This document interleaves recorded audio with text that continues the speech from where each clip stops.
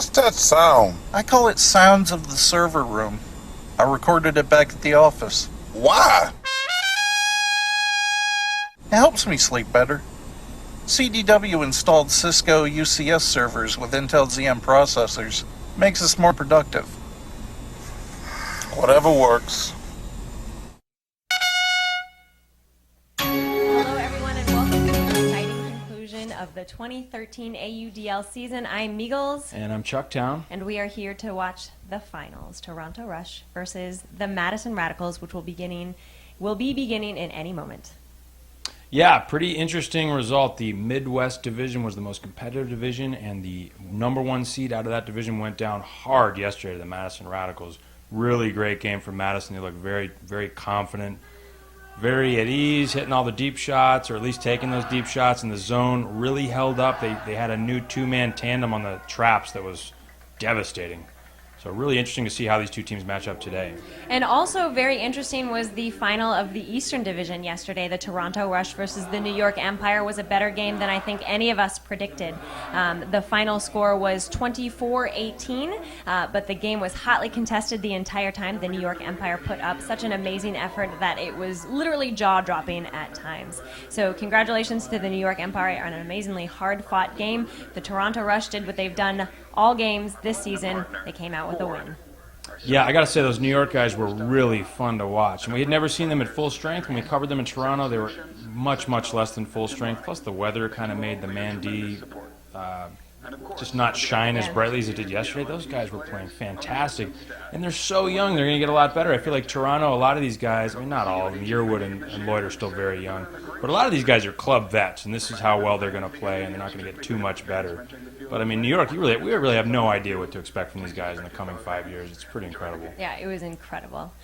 So the Toronto Rush versus the Madison Radicals also going to be a very entertaining game to watch. This is the first time that the Midwest and the Eastern Division have matched up against one another, and both teams have some firepower that will be interesting to see how it goes head-to-head. Number 7, Tom Anand. Number 5, Jesse Rorowitz. Number 9, Joshua Wilson. Number 10, David Schleicher. Number 11, Andrew Brown. Number 12, Scott Reichels. Number 13, Brian Hart. Number 15, Matt Weber. Number 17, Tyler Glenn. Number 19, Kevin Brown. Number 21, Dave Wiseman. Number 24, Eric Alexander. Number 27, Mike Swain. Number 29, Nate Thibodeau. Number 36, Jake Spiro. Number 44, Jaden Scullion. Number 48, Thomas Coolidge. Number 55, Kelson Alexander. Number 68, Ben Nelson. Number 73, Tim DeBile. Number 80, Kevin Petit-Scantling. And number 88, Nate Volkman.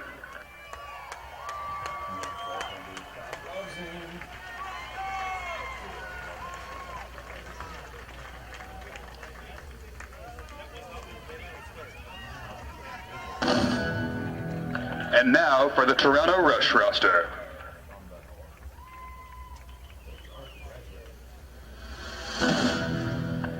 Number 2, Mike Jones. Number 3, Eric Blanchard. Number 4, starter Kayla McKenzie. Number 6, Liam Bradford. Number 7, Willem Mason.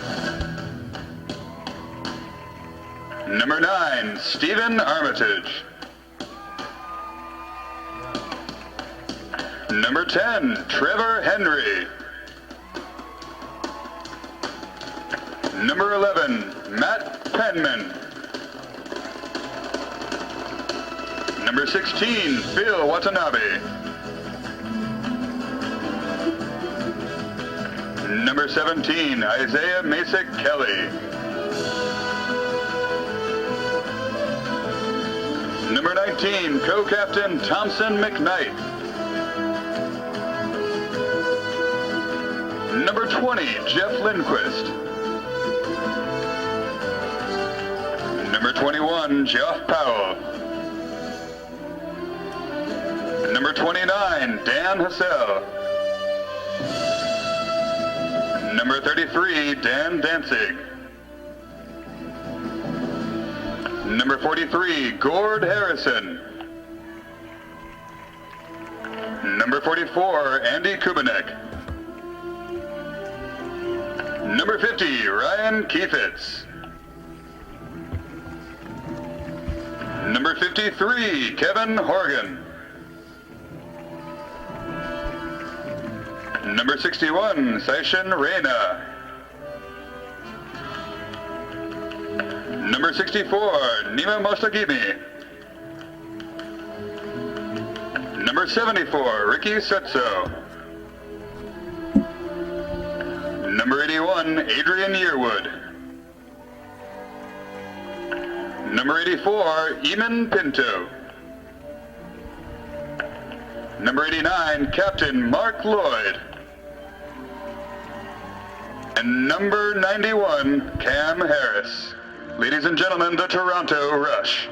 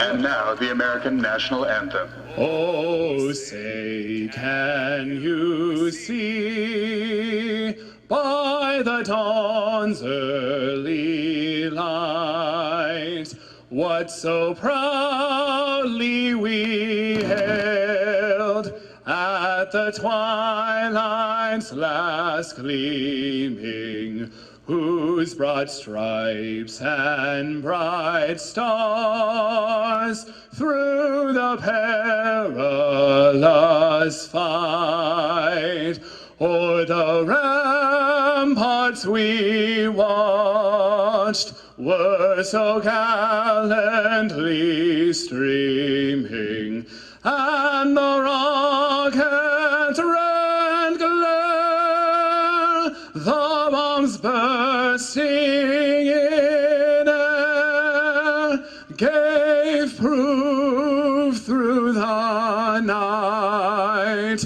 that our flag was still there. Oh, say does that star-spangled banner quiet wave o'er the land of the free and the home of the brave.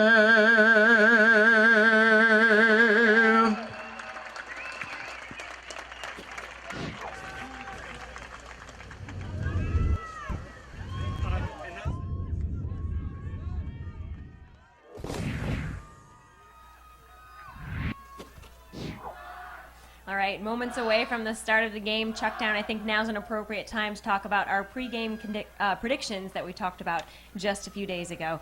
Chuck, why don't you remind the folks at home who you picked to win this game? I had Madison winning this game. We both got yesterday correct. We both picked Toronto and Madison in the final. I've got Madison winning. Meagles picked Toronto. The reason I picked Madison is because I think their zone is going to cause some problems. I think Toronto relies on breaking the mark, and I think this junk set is going to be harder for them to break. They're going to have to hit the over-the-tops, and if they can't do that, it's not going to work out too well for them, I don't think.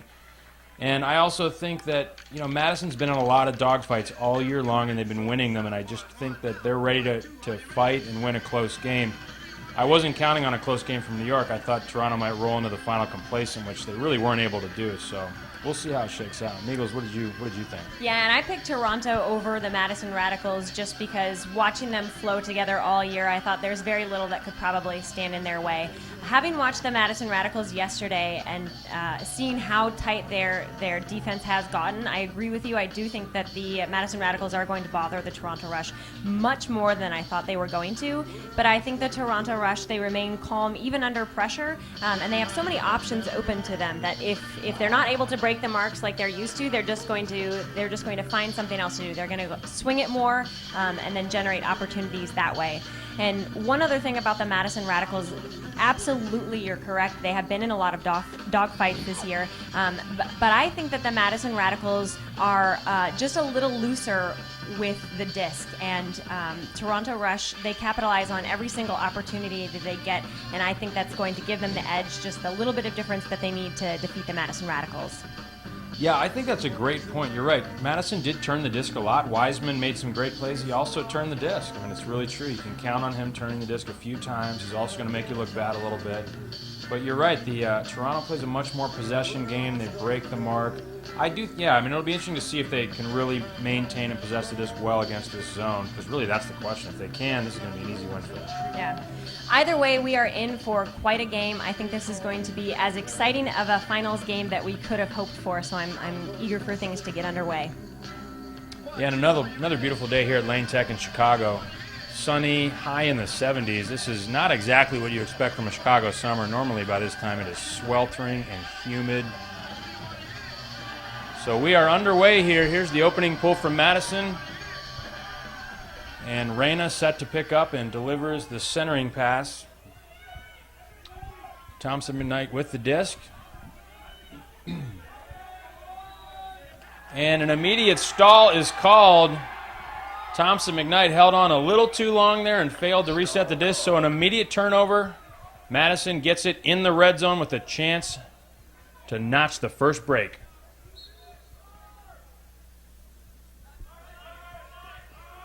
And a break around and swing for the goal. Nice and easy. Got to be happy if you're Madison with that start. Yeah, not too much to complain about there. I'm sure Thompson McKnight is kind of kicking himself on that one. Rather unfortunate place to hold on just a little too long. Yeah, it's tricky too because you're not, this isn't a stall count that's being counted by the defender. You don't know when you're approaching stall 7. And a lot of guys just kind of rely on the rhythm of the stall count and just assume that they'll remember to throw in time, and sometimes you don't. And the ref blows a whistle and you're done. So I think that's what happened with Thompson. Looked a little tight, though, got to say, and we'll see if, Madison definitely looked very loose against a tighter Chicago team, and it looks like a similar dynamic here at the beginning against Toronto. Let's see what happens next.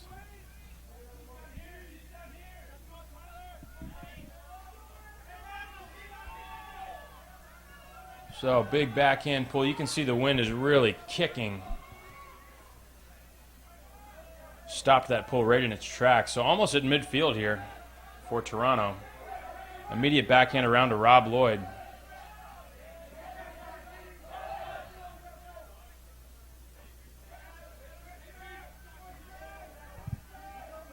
And force flick, looking away to Izzy.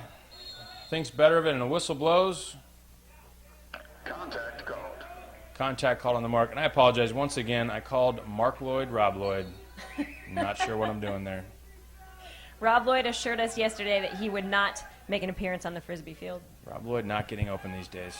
Izzy waits and scores the goal. Nice patience by Isaiah Massett-Kelly. Scores the goal to Pat Shreewise there. That was Kayla McKenzie with the catch there. Oh, I apologize. Isaiah Mason-Kelly finds Kayla McKenzie for the Toronto score.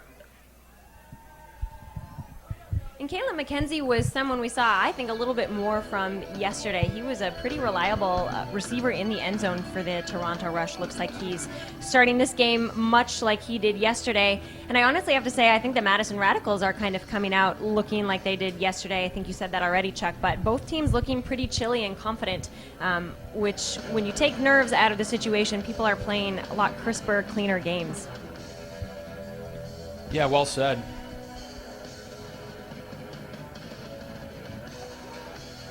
So on the PA, we're hearing some Rush, the band, playing right now in honor of Toronto Rush. So big pull, Nate Volkman centering pass to Andrew Brown. Let's see if the Madison Radicals can hold on 0 here.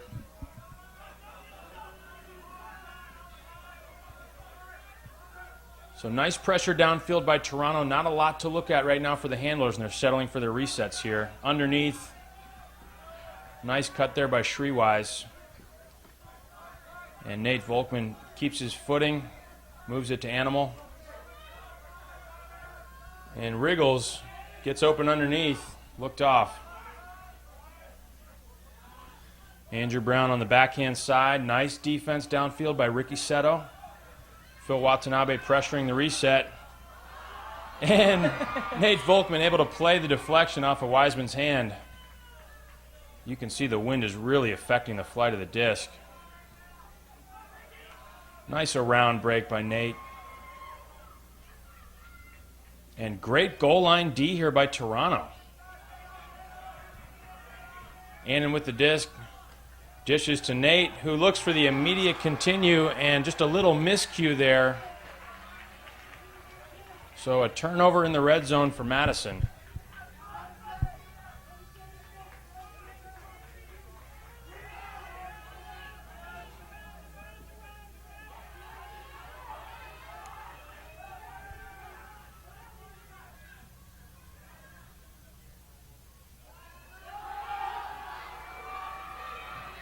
And Big Huck goes up. Wow, what an incredible D. And the deflection is caught by Ricky Seto. Great bid by Shreewise. And the reset into a double team here. Has to throw a scoober out to space. And the Rush both staring at each other. Neither guy makes the catch. Very tight play right now on both sides. I think there's some early game jitters going on.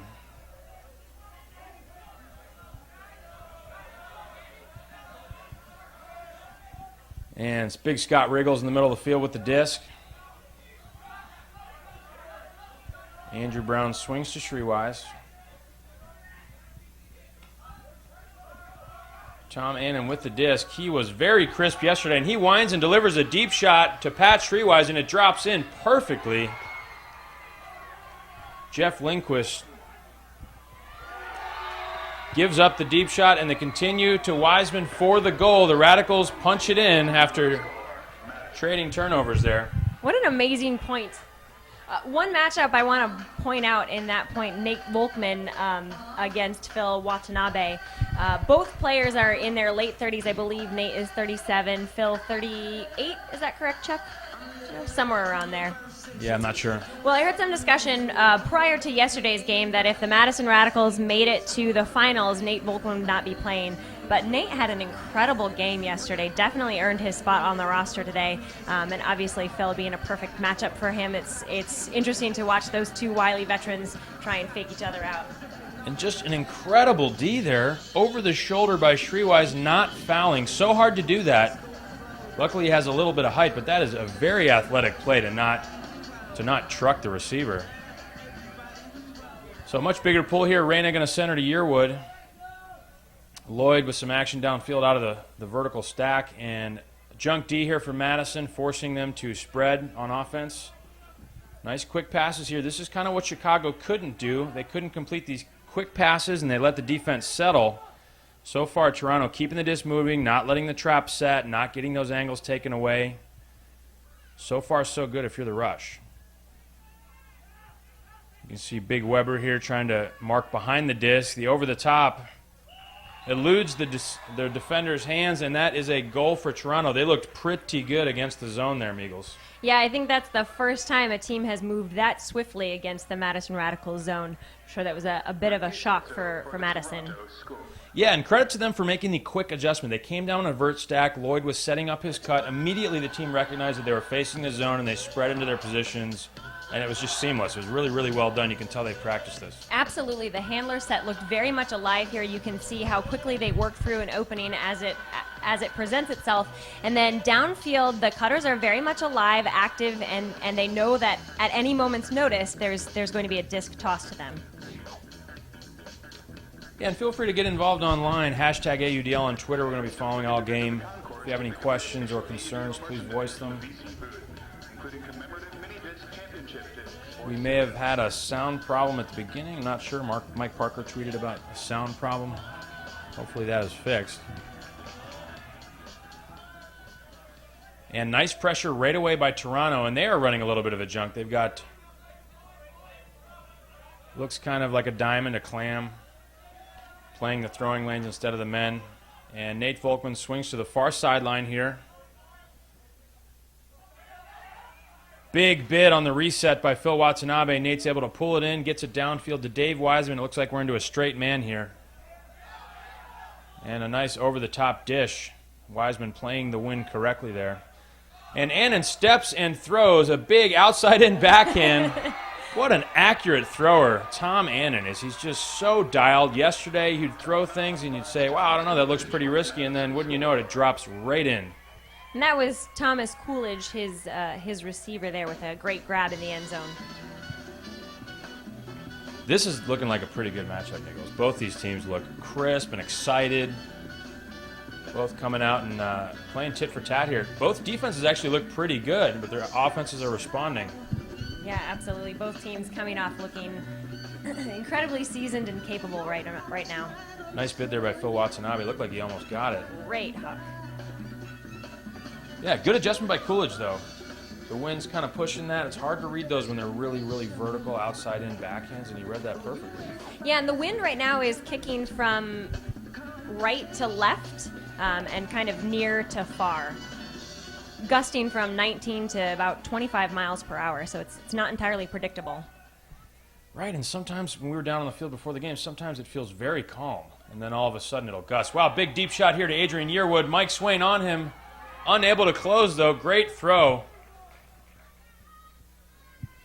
Yearwood resets, gets it right back, looking to break for the goal here.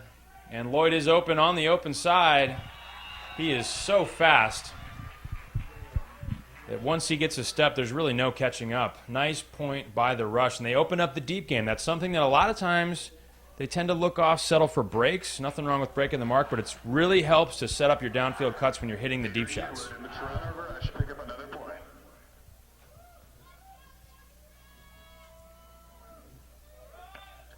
CDW is a proud MVP partner of the AUDL Championship Weekend. We're currently 3-3, 6 minutes, 45 seconds left in this first quarter. Teams trading points thus far. And John Brandt tweeted that Phil Watanabe is 41 years old. Oh. Hashtag Grandmasters. Interesting. He's Billy, so you don't effective. look it. Yeah. Yeah, so effective. Still quick. Still making big athletic bids, too. Having played with some 41-year-olds in my day, a lot of those guys don't bid much at all. And Phil's still getting horizontal and making plays. Andrew Brown, under pressure, completes a pass. Nice bid by Kiefitz, I believe it was. And Riggles with space against Lindquist. Almost waited too long to go up, but makes the catch. Riggles so fast and with great size. Curious to see if they exploit that matchup. There really aren't a lot of guys who can match him for speed and size. I don't think anyone really. We should definitely take a look at that play again. I'm kind of surprised. It was just a slight misread by Lindquist. Yeah, Lindquist, I think, is baiting a little bit. He's gotten beat deep twice now, and he's a very good defender. You can see he almost made that D. Yeah. So maybe that's a risk there, a calculated risk. Certainly nothing wrong with that. I think he may also have thought that the D was about to be made by Kiefitz on that big bid on the underneath.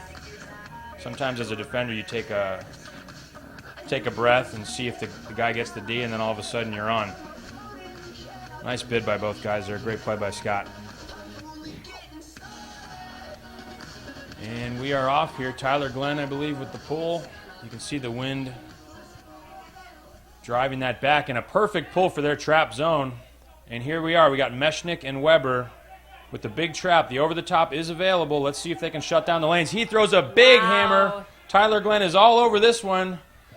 And they get the D. So exactly what they wanted. Great pull to set that up, and a great D by Tyler Glenn off the trap. Yearwood in pursuit underneath.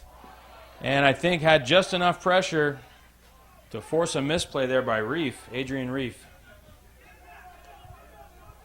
Yearwood now against the trap, resets to Thompson McKnight, now all the way on the sideline. Let's see what he can do. Tries to step through. Good job by Madison to keep it on the sideline. Wow, and to stop that step through without fouling. Very difficult to do that. And again, a throw to space. And Tyler Glenn misplays it. Nice reaction by Mark Lloyd to come from the far side of the field and make the play. Still, Madison got exactly what they were looking for on both of those possessions. They got to be happy with that if you're Tim DeBile. Absolutely. In that play, throws over the top, they were 1-1 in terms of getting the D. I'm sure they're going to be throwing that zone many times more. 50% chance of getting the disc back, not bad at all.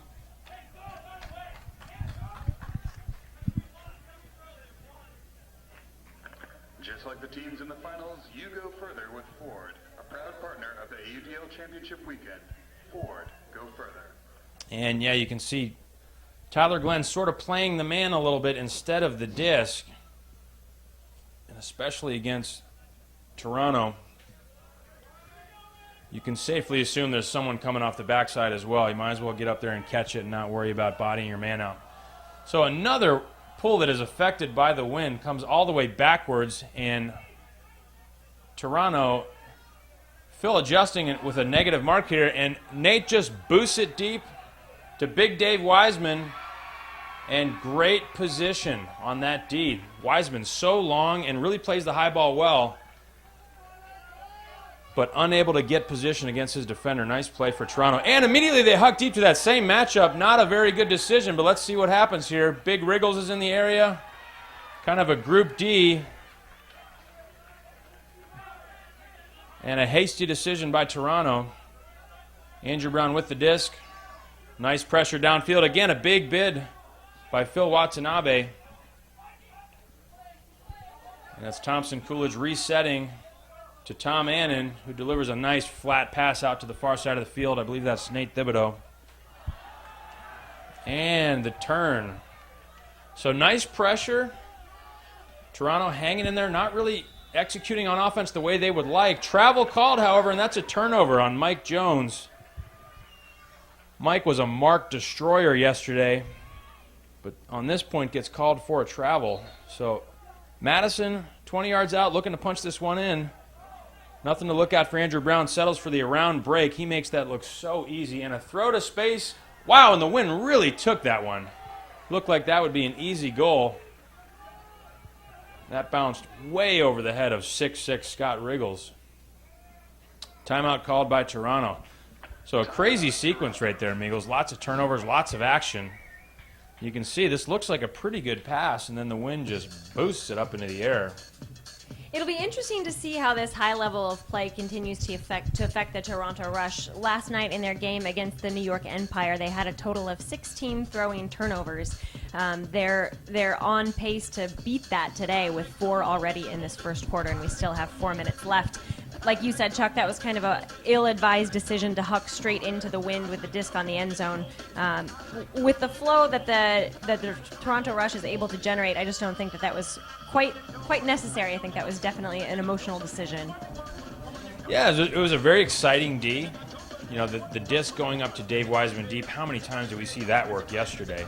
And to get that D and kind of, you know, hopefully set a precedent if you're Toronto that you can't just throw it up to Dave Wiseman. That's not going to work against us. It may have worked for you yesterday, but not today.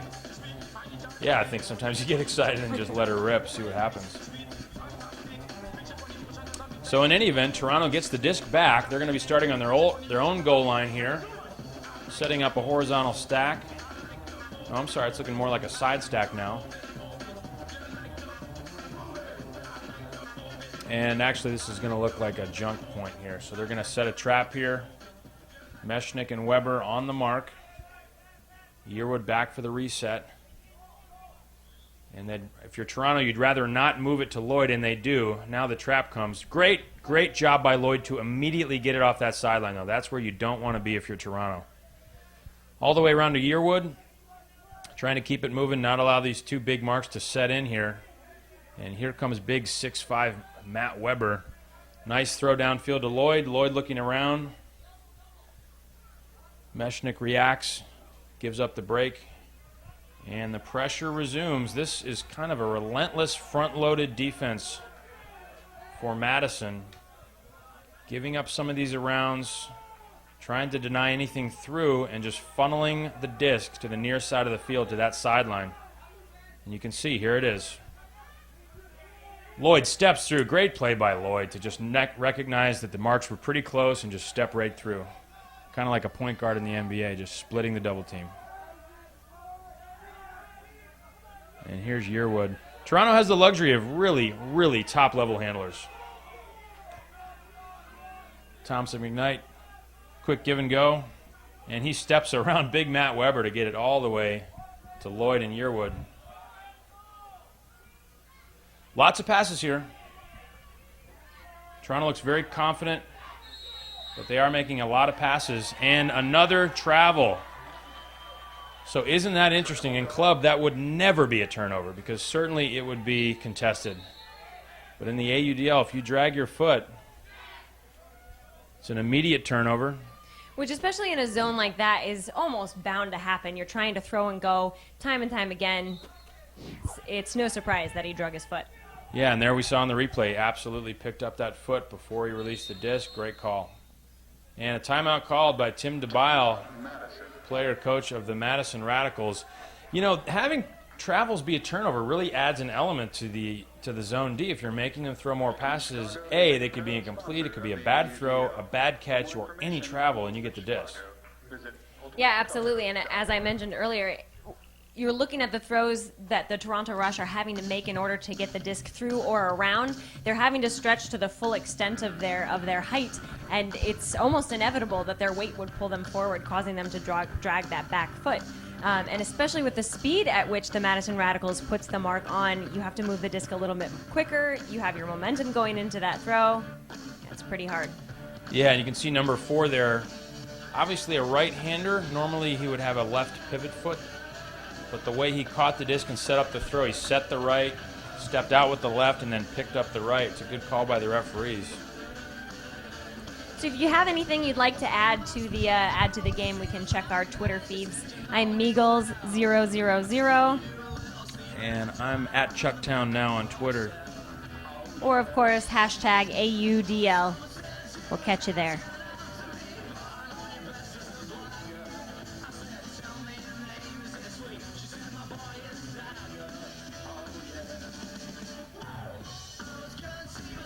So remember, on a timeout, you can substitute as many players as you like. Andrew Brown now in with the disc. Madison subs in their own line here.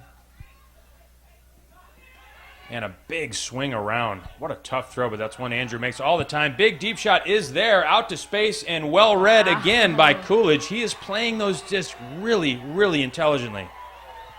with some very intense pressure on his backside. I'll say. Hashtag jokes. He's had a couple of those outside-in backhands that going in that direction catch the wind. Very hard to read. So you can see the wind is kicking left to right here on your screen. You can see it hurries up and tails away from him. And both times he's made that hard adjustment back to his right while sealing the defender. That's so much harder than he makes it look.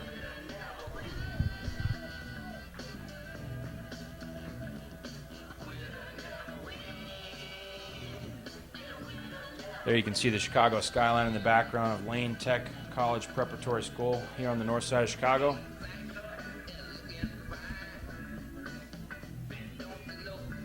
You know, Chuck, only a couple minutes left in this first quarter, and both teams only have one D in their stat column.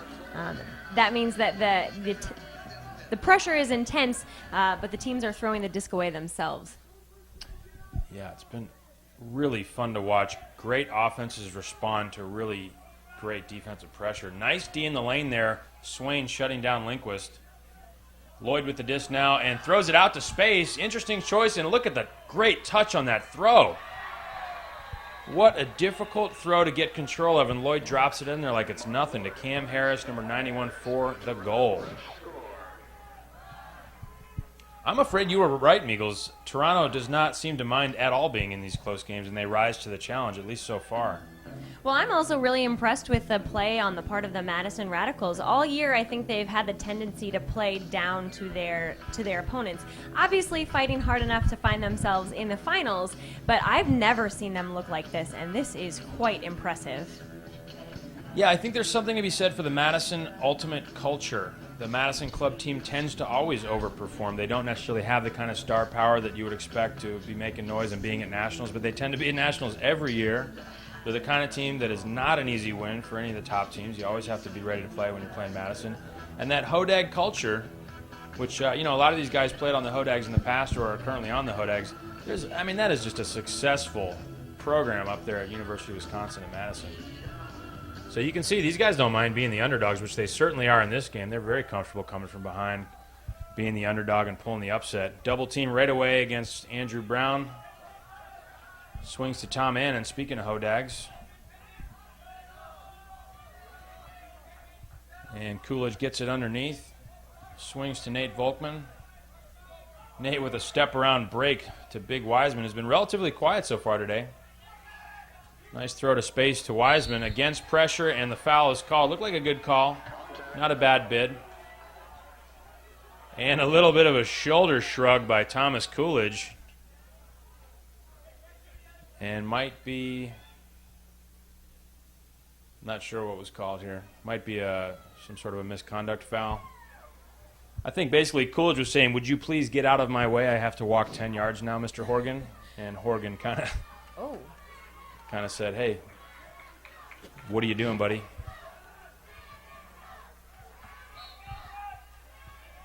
So the temperatures are rising here on the field. Nice around break.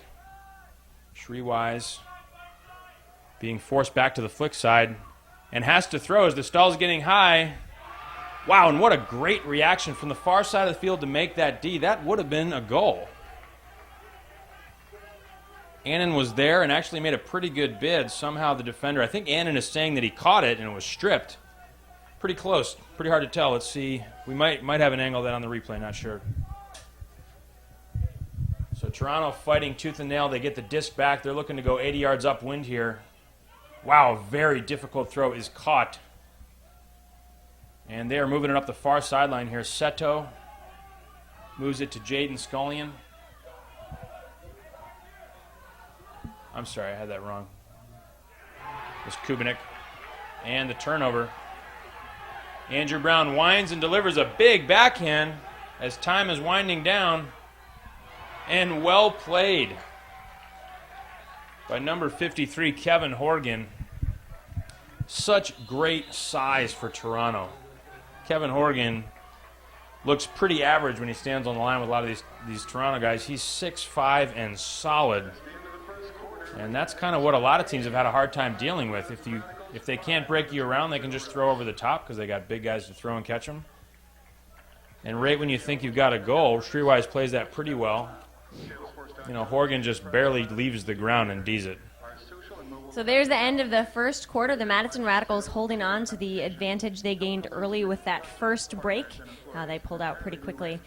We're going to pause for just a moment for a message from our sponsor. It may look familiar, and then we'll be back with some quarter replays. What's that sound? I call it Sounds of the Server Room. I recorded it back at the office. Why? It helps me sleep better. CDW installed Cisco UCS servers with Intel ZM processors. Makes us more productive. Whatever works.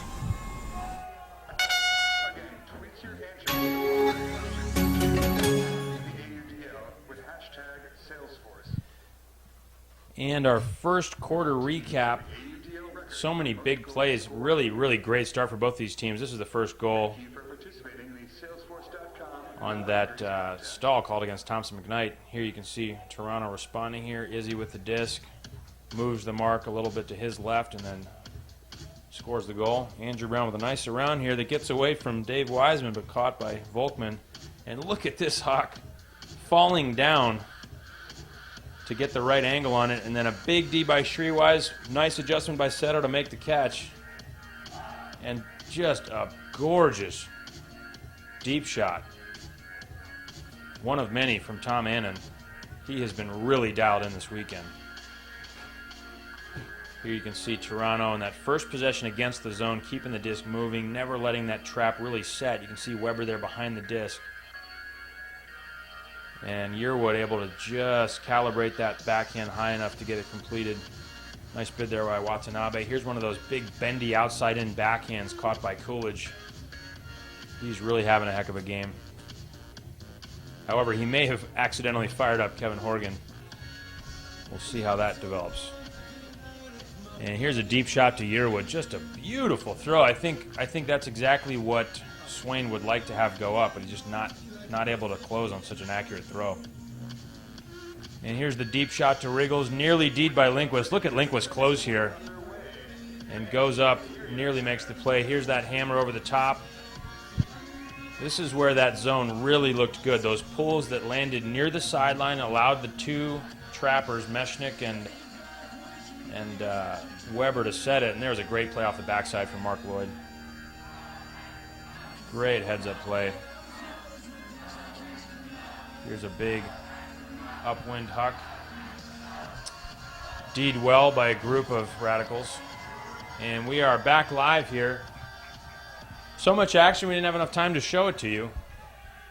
Great game so far here at the AUDL Championships in Chicago. And a nice step-in break there by Ann, and he sets that up so quickly.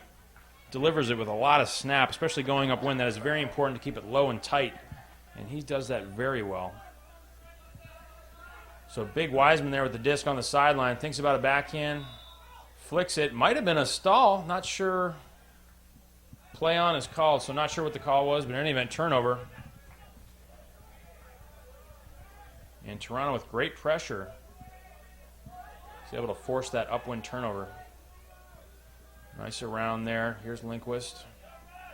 Lindquist with a great scuba over the top.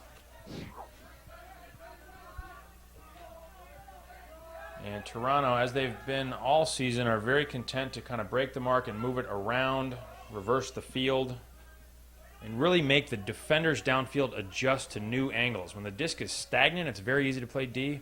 When it's swinging, it becomes a lot harder to be in the right position. Lindquist working hard, well defended. Scuba over the top, complete again. And Jeff Powell with the catch and throws the goal. There was a call, however.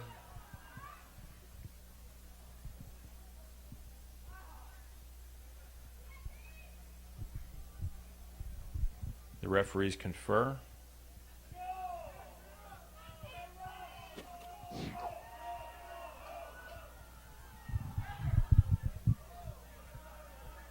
And the crowd is barking right now. Not sure what is going on.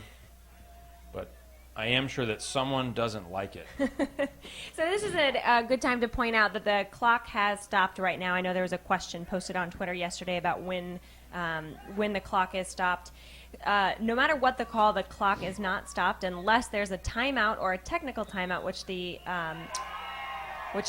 referees have taken just now. Wow, very interesting. I thought the whistle blew before Powell threw the goal. I'm not 100% sure. Maybe we can get a replay with audio, but I thought it seemed to me like play had stopped before this throw went off. But apparently, it didn't seem to affect play. Everybody was still playing, so the referees decided it was a goal. All right, so the score stands at 6-5. We erroneously had 6-5 Radicals posted earlier. It is 6-5 Rush. Apparently there was a foul with the Cutters. Just a quick explanation of what just happened. There was a foul with the Cutters, but as Chuck said, didn't affect the play, so the goal stands.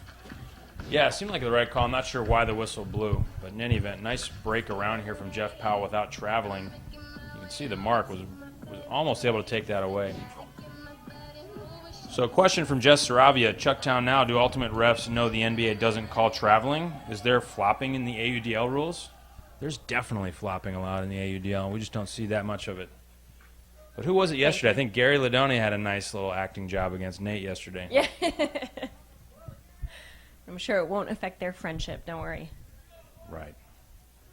It's all business. Andrew Brown getting set to check the disc in here. Big Gord Harrison on the mark. Not big for a Toronto Rush guy, I guess. And Volkman against Phil Watanabe. That's been a fun matchup to watch. Great step around flick by Nate. And Treewise leaves it a little bit away from Nate. He's able to go get it. Big throw to space to Thomas Coolidge. And Andrew Brown to Treewise. Treewise is really cutting well, and he sets up Riggles deep. Everybody seems to be a little high to Riggles. Understandably so. He's 6'5". 6'6". 6'6". Sure, he's saying I'm tall, guys, but not that tall. Yeah, I guess so. I mean, it's pretty hard to miss him high, but Madison has managed to do it a couple times.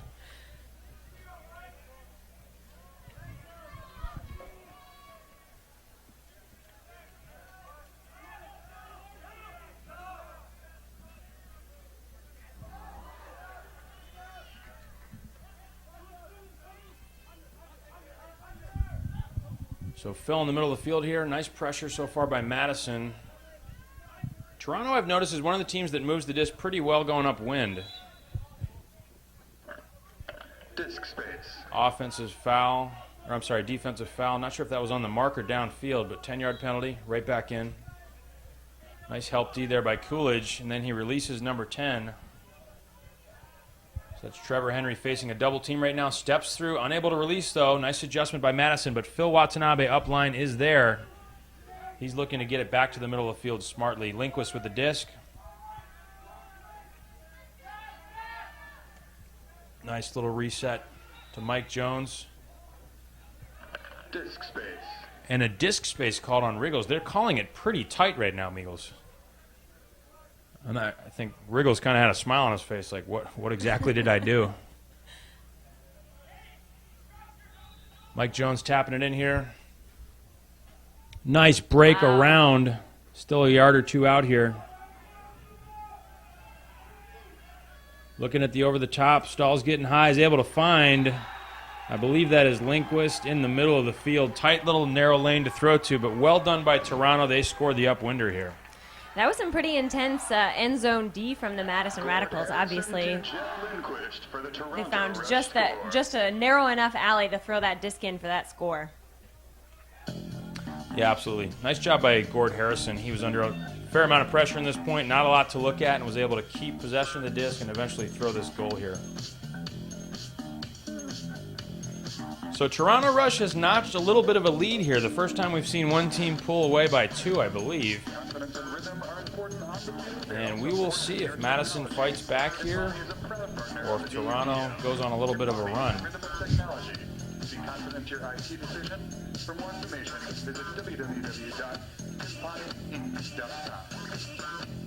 So there's apparently a new drinking game going on where everybody in Madison, probably not everybody in Madison, drinks whenever we show Skylines. So I don't know if that makes me want to show more Skylines or less. Probably more. I didn't know we were showing Skylines often enough for that to be part of the game. We, of course, do not condone drinking games. Dave Wiseman sets and drives a big backhand. Nice, flat, out to space. Thomas Coolidge goes up and get it, and Tyler Glenn looking for the continue pass. Madison looking to score this up-winder here. Wilson, nice step inside backhand, almost scored by Coolidge. Now facing a double team. And he floats it around, misplayed. Wilson just kind of misread it. And the huck goes up. This is not going to work. May even be a travel. Travel called. Travel called, so turnover all the way back up at the right end of the field here. Lucky break for the Madison Radicals on that one. Yeah, absolutely. That is a huge yardage difference. The turnover at one end of the field going upwind versus all the way here in the red zone.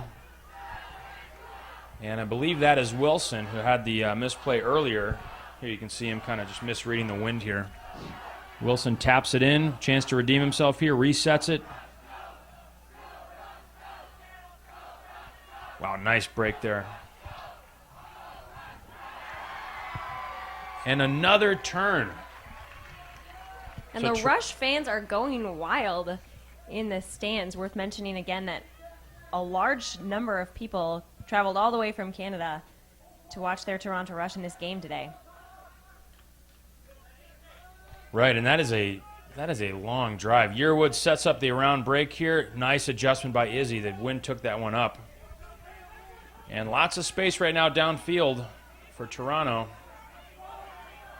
And I think I'm noticing some of the Toronto Rush players very carefully keeping their pivot foot down on the release because they don't want any more of these turnovers. Yearwood completes it downfield. Nice reset right away by number 9, Steve Armitage. And under a lot of pressure, looks like the foul is called. Protest by the Madison sideline.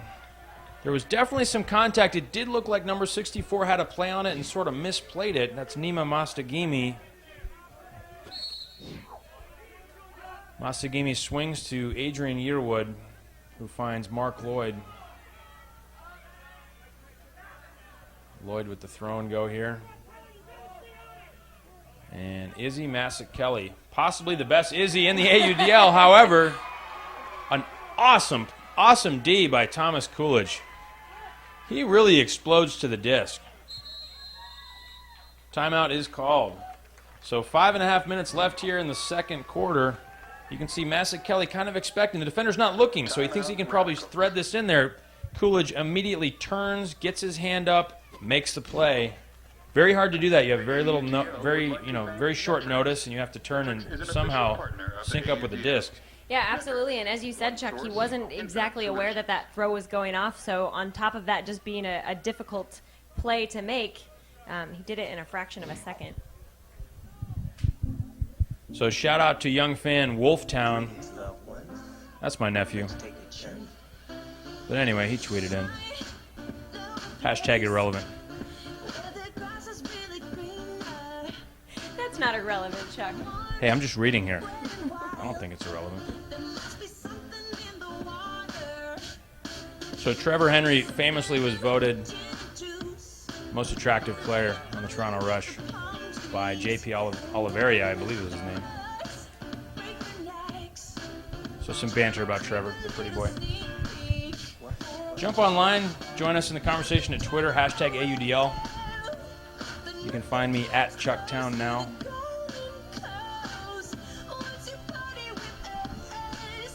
Sandy Canetti asks if we can push the Hussein layout from last night to SportsCenter Top 10. Whatever it takes, I'm willing to do that. That was pretty incredible. Mike Rosenberg says Coolidge channeling his inner Zidane with his soccer shenanigans. Andrew Brown, under pressure, gets it downfield to Mechanic, who resets to Tom Annan. And Annan seems to always have the right answer there. However, misplayed. Mechanic reacts and gets the disc. Nice heads-up play by Mechanix. He seems to have great field sense on both sides of the disc. And winds and delivers an upwind shot to Mechanix against pressure off the backside. And it is easily D'd. Great play. I believe that was Lindquist. Deceptively quick and really attacks up high well. He's not overwhelming size-wise, but plays absolutely great on the high ball. And foul on the mark. Oh, I'm sorry, not foul on the mark. And Andrew Brown protesting. Toronto threw the disc away from the spot of the infraction. Sure seems like there should be a penalty assessed. And I believe there will be additional yardage. Obviously, the Toronto Rush player frustrated. I'm not sure, was that Gord Harrison, number 43? Didn't see who did that. But obviously, the Toronto Rush player thought he got fouled. Here's Nate Volkman right on the goal line. Whistle blows one more time. And it was a foul on the defense. Nate quickly advances it to the middle of the end zone. Or middle of the goal line, I should say. And he resets. Andrew Brown with the disc. Kind of a spread end zone defense. Andrew cocks the high release flick. And I think by doing that, he kind of moved the defense a little out of position, and then he turns and drills one into Shreewise's numbers here. So nice upwind goal by Madison.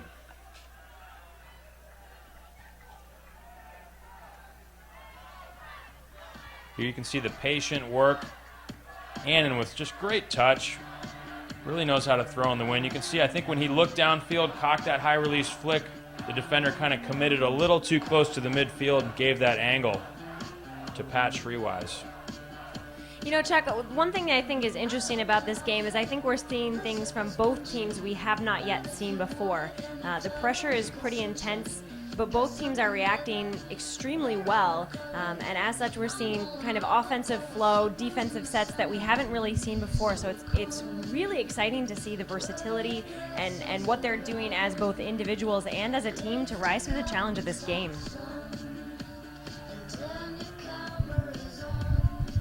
So here's the pull. Reyna catches, centering pass to Thompson McKnight, and Izzy gets it underneath easily. Here comes the double team. You can see Toronto, obviously the game plan is to keep the disc moving, never let them settle in on their D. You can see once they get towards the sideline and hold the disc for a couple counts, it gets a heck of a lot harder, and the spacing downfield gets tighter. Yearwood looked like he traveled there, no call. Great job splitting the defenders. And the defenders, as a result, taking a step backwards here so that he can't step through. You can see Weber making that adjustment. And Big Weber, 6'5", really playing the angles well, trying to seal that around. However, in this win, the scuba over the top really does work going in that direction.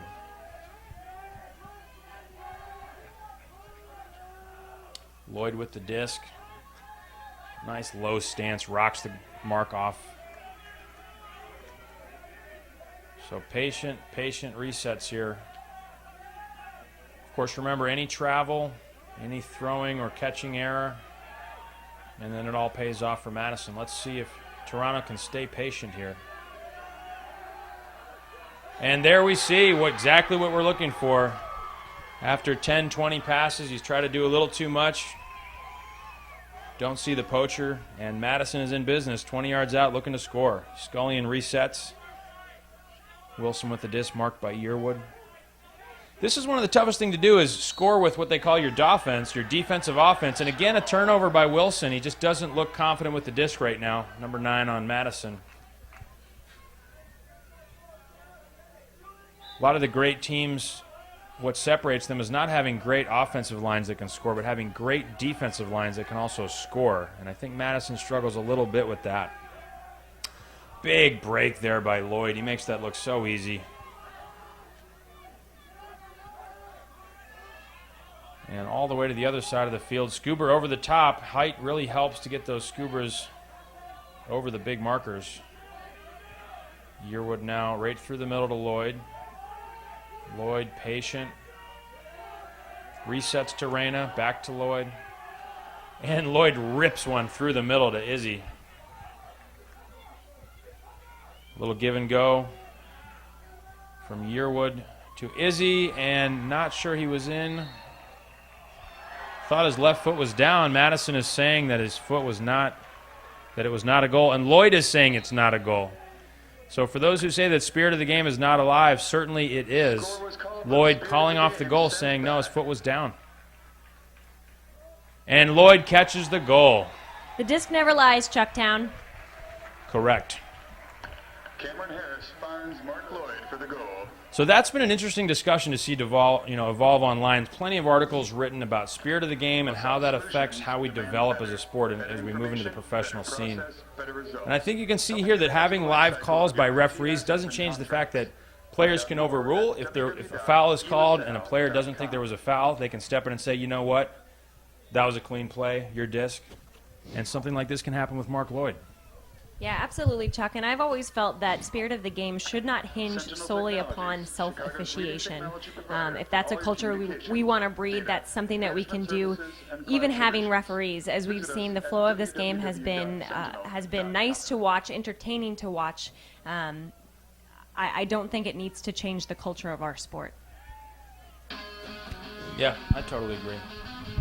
I've also always thought that in the heat of the moment, in a big game, when you're tired, when your team's looking to you to make a play, it's very hard to make level-headed calls, and I don't think that makes you a bad person. Right. I think a lot of people think that makes you a cheater. I think it's hard to think clearly in the middle of a big moment when you just got wrecked by somebody. Nate Volkman swings it around to Tom Annan. Shreewise with the disc, resets. I really like watching Annan with the disc. And Wiseman airs it out. Wow, what a great angle. Shreewise open deep with the full horizontal layout, making sure. And Shreewise is just torching the defenders downfield right now. That was amazing. Man, everyone cheering for that one. So pretty. It doesn't matter what colors you're wearing. You can't help but love layouts like that. Watch Shreewise setting it up. Why not match the height of the disc and go make the play? Well played by Shreewise. He has really been trouble downfield. Never stops cutting. I can imagine a lot of guys say he's just a real nightmare to guard. He's one of those guys that never stops moving, always looking for the angles, never letting you rest. As a defender, you can never get comfortable, and you can see at some point, Michael Jones just out of position there, number 2, and just has to release Shreewise deep. The throw was on the money. Nice flat throw out to space by Dave Wiseman. And here you can see a great angle of that layout catch. I think Hussein Carnegie would be proud of that effort. I'm sure he would too. Big outside in backhand pull. Look at the hang time on this. Beautiful pull. Full double helix on the backhand. And here's some zone pressure for Madison. With a different team here. We've got Mike Swain stepping in for big Matt Weber. So a little bit of a different look. Nice quick resets here by Toronto. You can see they're funneling the disc, are the Madison defenders, funneling the disc towards this near sideline. Scuba over the top is there. And Lloyd winds and rips a flick. Scott Riggles is there, though, reads it all the way, makes the play. Tyler Glenn alone in space, and time is running out. I'm not sure. I think he got that off. This is a live disc. And Deed off the backside by Lloyd. Heard a whistle blow. Not sure what the call was here.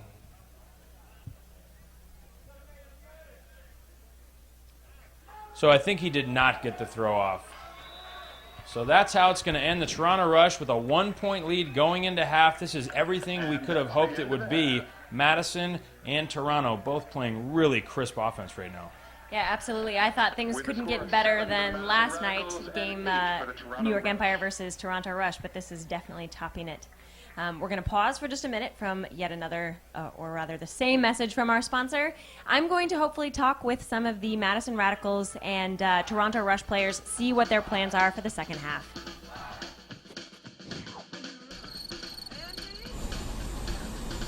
What's that sound? I call it sounds of the server room. I recorded it back at the office. Why? It helps me sleep better. CDW installed Cisco UCS servers with Intel ZM processors. Makes us more productive. Whatever works.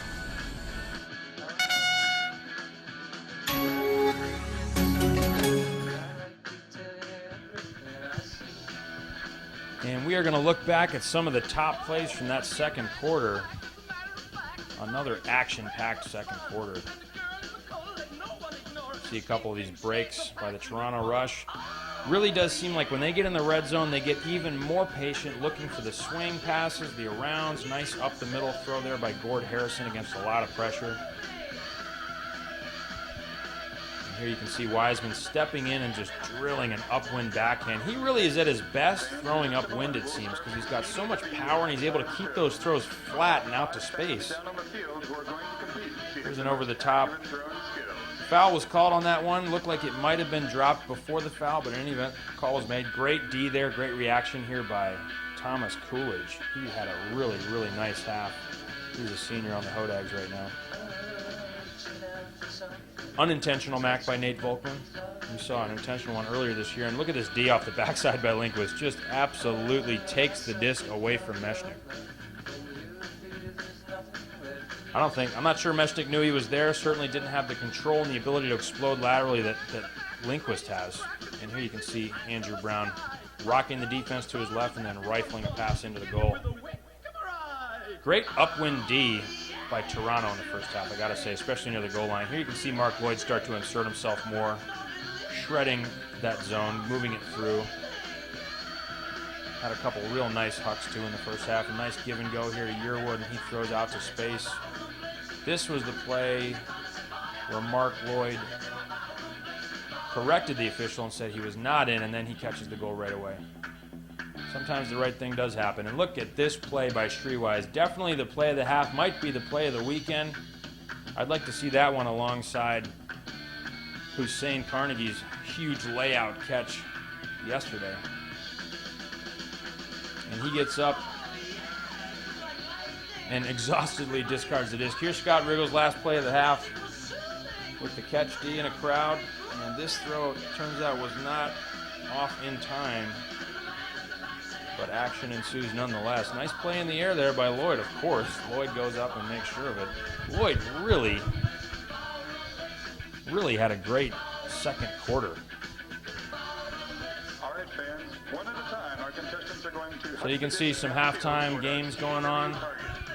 A lot of younger fans. I got a chance to talk to Steve Gordon, the commissioner of the AUDL, before the game today, and he said one of the things he loves about the AUDL is the opportunity to give back to the community and work with some of the younger fans. He sort of thinks of this simultaneously as a business and also as a philanthropic opportunity, a chance to teach the right kind of values. He's new to the sport, and he personally played hockey with his brothers. And when he saw the sport, he saw the opportunity to push some of the values that he thinks are important through the use of a professional ultimate league. And you can really see they engage, all the local markets engage with the younger members and really try to make it a great fan experience. And here we can see some kids. Nice throw there by the yellow tank top. We're going to take a break here. We will be back shortly to bring you the second half. 8-7 Toronto over Madison after the first half here on UXTV, home of the AUDL. Richard? And Richard, who are you here to watch? I'm here to watch the Madison Radicals. Is this your first AUDL game? No, I came to the game yesterday, so it's my second. So what's your overall thought of AUDL games? Well, I wasn't really too sure because I've seen games from the sidelines before, non-AUDL games. But being up in the stands and getting a view of the entire field, I mean, it's really, really great to watch and see all of the action from kind of a bird's eye view. Yeah, absolutely. Do you play Ultimate yourself? I've never played Ultimate. I don't have any dexterity or anything like that. But lots of my friends do, and I happily cheer them on. Well, excellent. So what made you decide to come to Chicago to watch your first AUDL game? Well, I went to Madison for a wedding, and I was hanging out with my friend Pat Shearwise, who made that awesome layout a minute ago. And I was going to come down. That's right. I was going to come down to Chicago, and Pat was like, well, I happen to be in a Madison Radicals, playoff game, final game. And I was like, well, I'm not going to miss that if I'm in town. So I decided to catch it. That's awesome. So have we made a fan out of you? Are you going to watch games in the future? I live in New Orleans, so it's going to be slightly more difficult for me to get up here. But yeah, anytime I'm around, I'm definitely going to catch it. It's a blast. All right, excellent. Glad you enjoy it. And what do you think is going to happen in the second half of this game? Well, I'm pretty sure that the Radicals are the better team, and they're handsomer, and they're taller, and they can jump higher. So the inevitable is going to happen. I mean, we're luring Toronto into a false sense of security. We don't want to feel too bad when they've got that long drive home. But definitely a Radicals win. All right, well, he sounds so confident. I believe him. Richard, thanks so much for talking to me. Joe and Allison Armitage, thanks so much for making the trip to Chicago. Great to be here.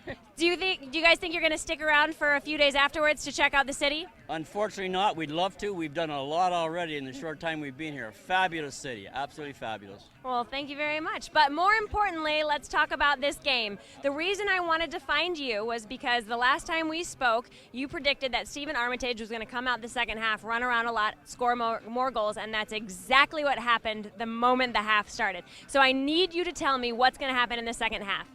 The second half is going to be a really, really good half. They're a very strong defensive team, Madison, and they're very strong defensively, but I predict that the Rush are going to turn it on offensively, and we're going to get a couple quick goals, and away we go.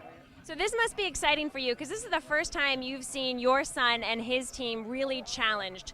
So tell me your reactions to see them playing such a strong opponent for the first time.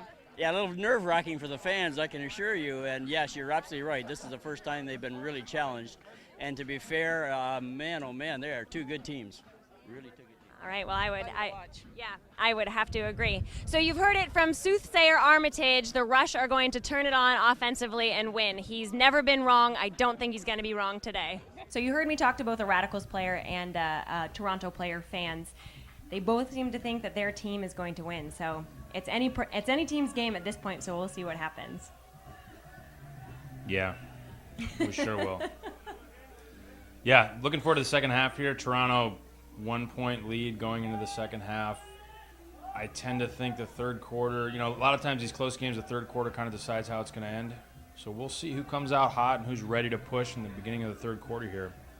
Two teams both playing very well, and they're dialed in. It's Sunday. It's winning time.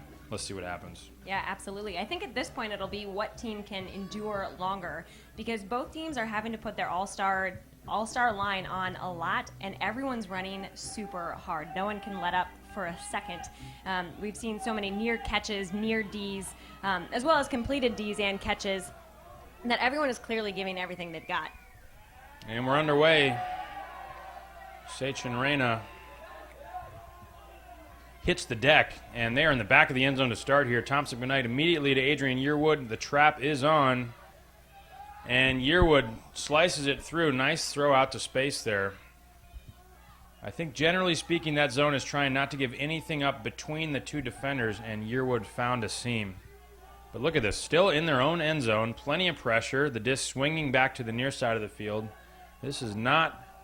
Wow, great break, just when you think there might be a problem.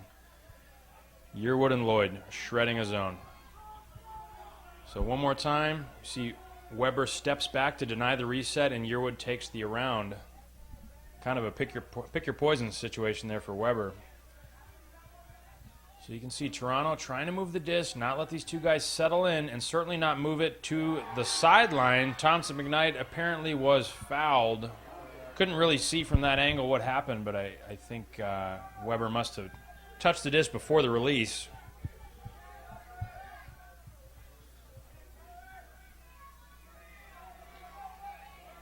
Kudos to Luke Johnson for getting those interviews filmed at halftime. Luke is one of the hardest working members of our team,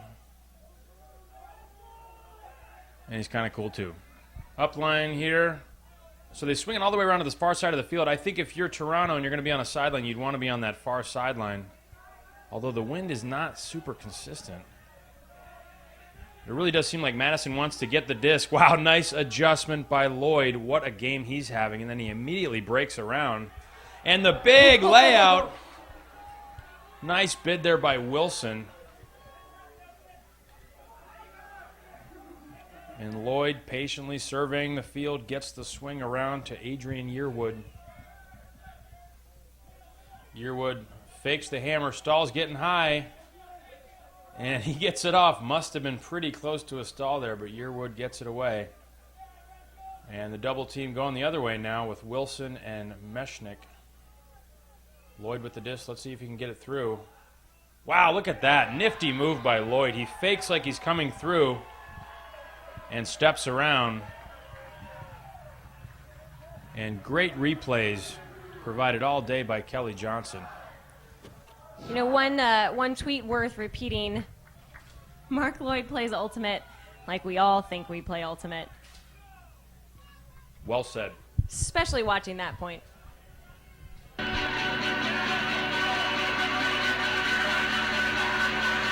Yeah, I have to agree with you, Chuck. Mark Lloyd is having an amazing game, but he's always been a big playmaker for the Toronto Rush. Although I do think what I said yesterday still stands. He has definitely got increasingly better. Maybe it's because the competition we've seen him against has gotten increasingly more challenging. All the same, he seems to be in the right place, always at the right time, putting the right throw out for his teammates. So pretty incredible to watch. You know, you can always expect a little bit of excitement from him. And the pull is up. So Toronto gets the first goal of the second half. It's 9-7. Centering pass to Andrew Brown. And he finds Wiseman. Deep shot is there. Lindquist, though, on the D. Probably better not to just air it out. Here's Andrew Brown.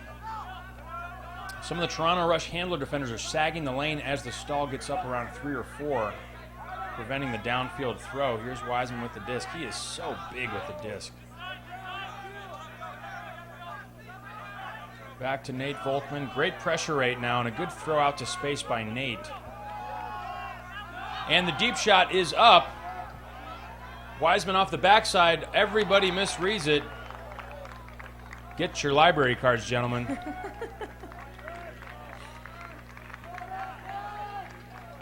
So a big miss by everybody. I guess that's what you call herd mentality. If everybody's going to the right, I guess I'll go to the right. Oops. Didn't work. Against the double team, the over-the-top, tough catch, but made. Gord Harrison playing some really chilly offense right now. And the huck is there from Phil Watanabe. Not much of a cut, but Lindquist in the air, not bad. Coolidge definitely bodying out and pushing off with the left hand a little bit, but not enough to get a foul called, and it looks like the disc is coming back. Not sure what the call was. In any event, Watanabe will get the disc back. We'll try to find out what the call was. Might have been a foul on the throw. And a step around there by number 10. Travel is called, so I believe that'll be a yardage penalty and not a turnover. Let's see. Oh, interesting. Overruled. They're saying a foul is what caused the travel, perhaps? I'm not sure I agree on that. I think he rounded the corner. I think number 10 took a few steps. So the referees will confer conflicting calls here. We might be able to get a replay to see what happened. I thought 10 just took a couple steps to get a nice shot at the end zone. But what do I know? Hashtag nothing. During this point, Chuck, I'll bring up a tweet I thought worth repeating. Madison Radicals are the David of the AUDL, and their sling is ready. I have to say, I don't agree. I think these two teams are just like Rock'em Sock'em robots. Same size, just different color. Ah, interesting. So yardage penalty is assessed. Toronto maintains possession, so I believe it is a travel after all. Phil Watanabe all alone in the middle of the field. Very active, responsive double team by Nate Volkman and Andrew Brown, and the throw is a little rushed. I think that's maybe a result of all the action on the mark. And Madison gets the disc. Brian Hart is fouled, it looks like, with the disc. The shot goes up deep, and I believe it will not count. It'll just be a 10-yard penalty for Madison. Lindquist pleading his case here. Did look like a little bump on the hip.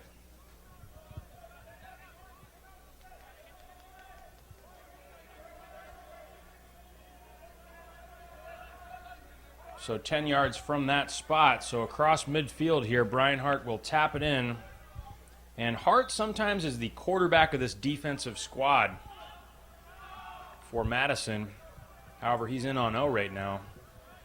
Wiseman steps around for that big backhand out to space. Lindquist reading it well, though, and goes up easily. Boy, does he make guys look kind of lazy and lackadaisical. He just goes right to the right spot, elevates, and makes the play. Seems like he just has a premonition about where the disc will wind up in this wind. And a spike, a timeout spike. So let's reignite our discussion about spiking. What do you guys think about spiking on a timeout? Yeah, we've only ever broached the subject in terms of spiking in the end zone, which is really the only time that I think I've ever seen spiking before. That might be my first timeout spike that I have seen. I love it, but, you know, I think I'm probably in the minority on this one. I would have never thought to do it myself. I mean, certainly, if you're going to spike on a timeout, you better be ready to get some pushback from your opponent. But as long as you're fine with that, more power to you, fella. I also think here's something that people were bringing up about spiking. They said, I don't want to damage the disc. Well, I think you should learn how to spike then, because if you spike correctly, there's no damage to the disc. You throw it flat, upside down, just like he does on this timeout. And if you're damaging the disc, then you need to practice, son. Right. So watch. Perfect technique. Boom. Nice and flat. He actually came a little bit over, didn't he? You got to follow through. You got to make sure. Pancake that disc. I got the privilege to coach Northwestern's men's team this last year, and we actually, towards regionals, had a practice where we worked on spiking after every catch in a drill. So are you talking about like different styles of spiking? Oh, yeah. Like humorous? Or did you just practice technique, not damaging the disc? We did both. We didn't really have a judging panel or anything, but mandatory spiking. Lloyd with a deep shot. I don't know how he drops these in that way. He throws these inside outs that go up and come down. Perfect throw to Yearwood. And if you're the defender, you got to be scratching your head. That is a straight away cut, the exact kind of shape that's very difficult to throw to. And Lloyd somehow throws these inside out flicks that in the wind stay straight and go up and come down. And I've really never seen throws like that. Yeah, Chuck, he's good. Yeah, a lot of people. Question went out, who was the first half MVP? Quite a few people said Mark Lloyd. It's hard to disagree.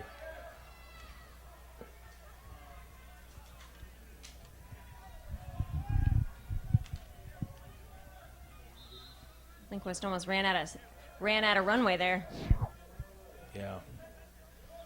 Yeah, that was, how far was that? That must have been a good 75 yards. So Toronto, 10-7. They have come out and clearly put their stamp on this first part of the third quarter here. Let's see if Madison can settle down and just punch one in. They've got the wind at their back a little bit here. Got their starting offensive line in. Andrew Brown in the middle of the field. Resets to Nate Volkman. Nice defense on Wiseman downfield. Very physical play right now by the Canadians. And out to space, Riggles wins the foot race. Andrew Brown gets the reset, patiently surveys the field, looks up the line to Tom Annan.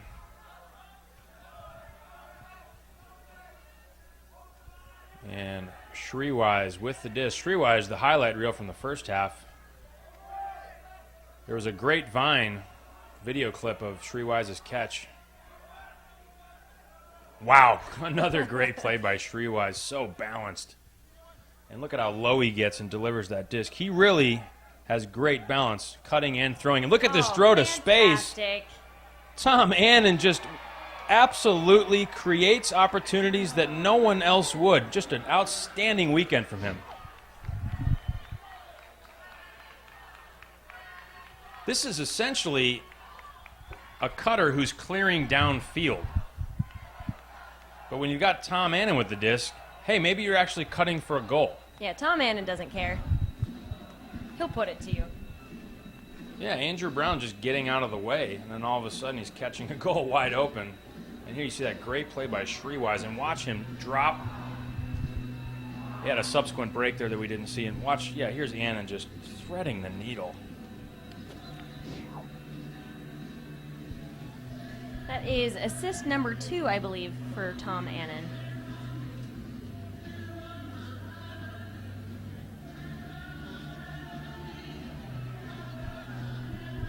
And the pull is up. So Madison able to get on the board here in the second half. They pull back within 2.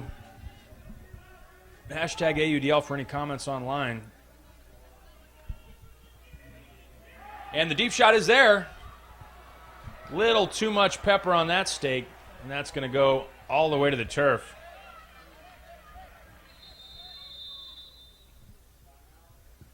And that was Steve Armitage with the deep cut. We got to hear from his father during halftime. Armitage makes a nice away cut. The throw's just a little bit out ahead of him here, and he's not able to run this one down. So, I mean, you can see this throw. Now, contrast that with whatever in the world Mark Lloyd did. Mark Lloyd throws an IO that is the softest, most catchable throw in the world. I don't understand it, but it's fun to watch. Yeah, absolutely. Cam Harris, normally we expect to see a little more shape from his discs on that one. Certainly not the distance that was the bother, just that it flew directly over the head of Stephen Armitage. You saw him look both right and left to try and kind of figure out where the path was. But yeah, absolutely, that touch on Mark Lloyd's throw, all the more exemplary when you see what can happen with just a little less touch. Yeah, well said. Some chatter on Twitter about Fantasy Ultimate, and there is Fantasy Ultimate available. I believe the site is LeagueVine, is that correct? Yep, that is correct. And you can get to that through the AUDL.com. The AUDL.com being a portal for all AUDL activities. Question from the Hatchet Fish. Who do you think has the nicer D, Rush or Radicals? It's a great question. That is a great question. Twitter, who do you think? There was also a call for Thomas Coolidge, speaking of great D, for MVP of the first half. Can't say I agree that he was the MVP, but he has been playing great D, and he really, like we said, attacks the disc well. Makes plays that doesn't seem like he's going to be in position to make. And a lot of pressure here. Andrew Brown able to deliver a nice low pass downfield.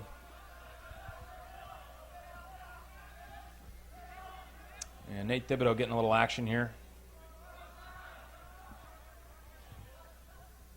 So nice mark by Armitage. And the reset is all the way around. Huge bid and catch. He got on his horse for that one. Reset to Andrew Brown. And that was Brian Hart with that great catch. And Kelson Alexander resets to Andrew Brown. Huge bid by Mark Lloyd, but it is caught by Coolidge, and Coolidge gets going downfield. Lloyd really bids well. Swinging around, Brian Hart looking for the break. Nice adjustment by Yearwood to push him back upfield. And Coolidge to the middle. Nate Thibodeau, one of the older players on the Radicals. And a 10-yard penalty. I believe it was disc space. And Thibodeau taps it right back in. Andrew Brown being face guarded, gets the reset. Io is there, and he takes it. Nice continuation there. Hart once again looks for that break, and Yearwood takes it away. Wiseman now looking around. Nice bid, and Andrew Brown somehow is able to squeeze that disc. And immediately goes upfield. Another big bid by Lloyd. This one's going to be a foul, but outstanding bids by Toronto. Lloyd making sure to let Coolidge know, no harm intended, buddy. Just trying to D you, make you look bad on national TV. International, I suppose. We do cross at least one border. And the reset, nice pressure right now. And the around is there. Out of the end zone, however. Annan gets it, looking to quickly score the goal here, and he throws an IO to Andrew Brown. And Andrew Brown does some circus tricks instead of catching it. Nice pressure by Toronto, and a little bit of luck as well. Andrew Brown normally would catch that. So Yearwood ready to tap it in. Vertical stack here from Toronto. And Armitage off the back, Andrew Brown to help. And nice mark. Still, the break is off. And tough resets right now. Lloyd, not a lot to look at. Gets it around to Mike Jones. He continues to Armitage. Isaiah Kelly downfield being guarded well by Wiseman. Izzy has been relatively quiet in this game. He was a force in yesterday's semi. And a drop by Yearwood. So some uncharacteristic tightness from some of your vets. Guys like Andrew Brown and Adrian Yearwood you expect to always catch. Each one with a drop.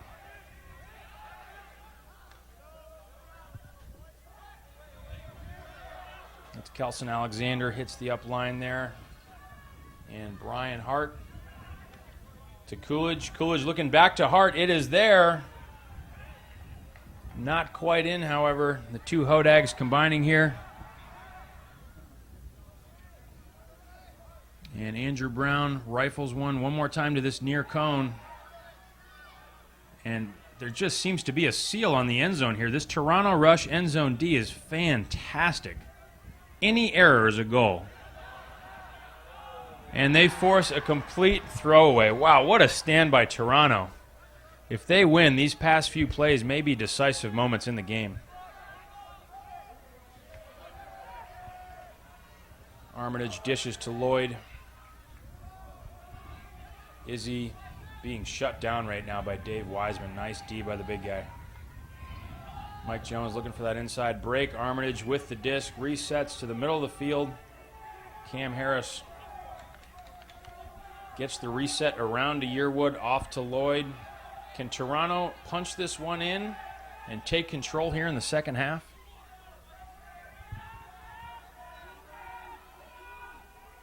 Nice D on the upline cut there. And here we see Toronto doing what they've done all season, all weekend. Just exploit that break side. Nice adjustment by Andrew Brown to stop that continue pass for the goal. That would have been a goal to Watanabe if he hadn't. And here, the eventuality, it seems, has unfolded, and the goal is scored by Toronto. They go up 3 with just under 30 seconds left here in the third quarter. I know this might be an unpopular thought given the outcome of that point, Chuck, but I tend to think that the Madison Radicals play slightly better defense. If we look at the stats, Madison Radicals currently have generated 4 Ds. The Toronto Rush have generated 5. But I do think that the Toronto Rush play a tighter, cleaner offensive game. And so the opportunities to get those Ds are just a little bit greater for the Toronto Rush. But the fact that the Madison Radicals have generated as many as they have against this team kind of shows off their ability to get in and get gritty. And certainly it's not a stark contrast between the two of these teams offensively. It's a narrow margin on both sides of the fence. Like I said, the stats so close we can't use that strictly by itself to say one team is better than the other. But I do think the Radicals have something special defensively. Yeah, they play great, pretty strong man D, but then that peppering in those zone D points really takes them to another level. PJ Mixer on Twitter says Toronto has the better long D, but the Rush have Mark Lloyd. Well said. Tyler Glenn open deep against Lindquist. Nice play by Lindquist, but the backside help is there, and it will be a goal. Tyler Glenn gives his teammate a big hug, saying, "Thanks a lot, pal." I believe that was Kevin Brown off the backside, not sure.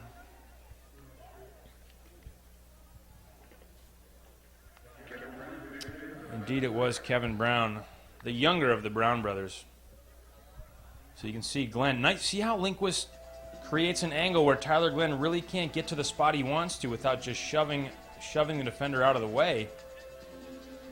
So you got this great leaper who really can't charge his legs and get up.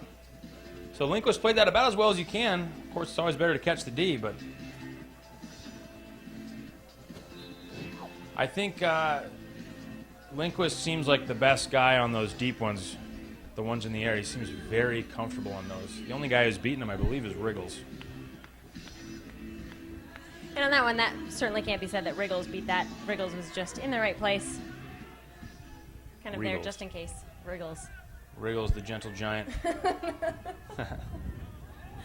And end of the third quarter here, the Huck goes up. And the wind picks it up. Caught by Glenn. That looked like it was not going to make it into the end zone, and then all of a sudden the wind kicked it in.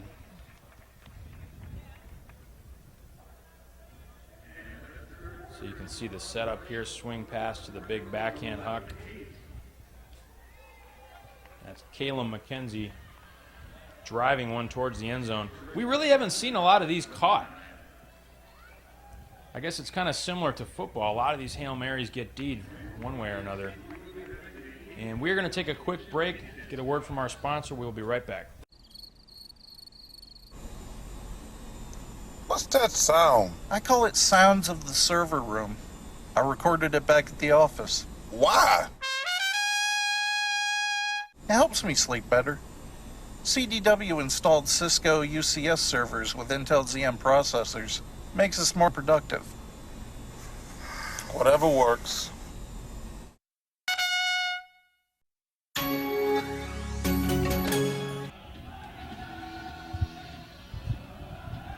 And here's the recap for the third quarter. Toronto asserted themselves. However, they still only have a 2-point lead. Nice layout there by Mark Lloyd. Mark Lloyd and Yearwood, big bid from Wilson on that swing pass. Lloyd and Yearwood have really been critical. And look at this. Can't really teach that. And here is the misread en masse. Nice catch on some of these scoopers over the top. Great adjustment there by Gord Harrison. Really helping Toronto maintain possession. And the controversial timeout spike. Speculation that he was upset that his coach called timeout when he had the disc. Yeah, maybe. And here's that great deep shot. Wow, it was a lot closer than it looked. Yearwood did a really nice job of keeping his toes in. Here's Annan dropping the elevator down to the basement and putting a flick to Andrew Brown. Here's the great acceleration and catch by Brian Hart.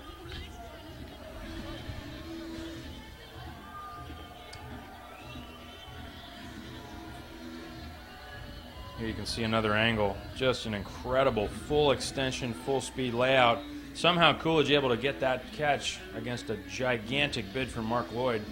Lloyd had a couple near layout Ds. There's the second one.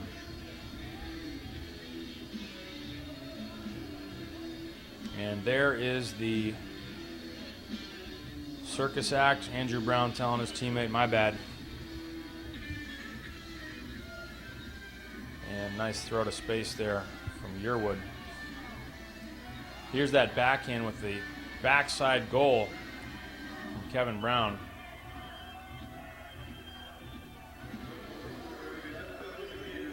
Lindquist clearly frustrated there, said he's pretty much did everything he could do, and the goal was still scored. So we're going to bring it back to live action here. Beginning of the fourth quarter in the championship game for the AUDL season in 2013. Andrew Brown in the set on the field swings to Tom Annan, and the deep shot is there. Andrew Brown fakes the huck, dishes to Riggles. Nice flick out to Tom Annan. And when Annan's got the disc, defenders beware. He will throw to some space that you don't even see. And here's Wiseman underneath. Attacks the disc well under great pressure. Riggles defender falls down. And a catch, D. The stall getting high. Wiseman tries to float one over the top, and it is D. And now the deep shot to Phil Watanabe.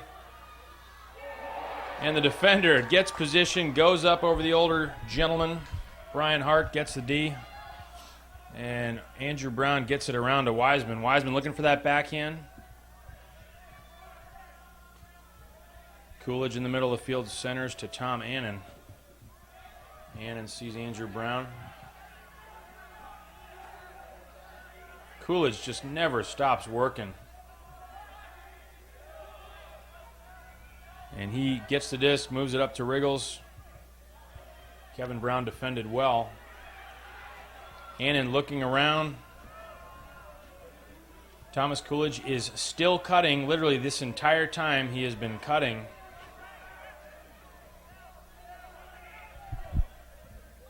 Riggles resets. Andrew Brown having a hard time getting open. And the throw out around.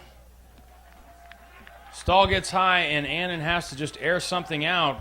No receiver in the air, so nice defense on those resets by Toronto. Andrew Brown could not get free.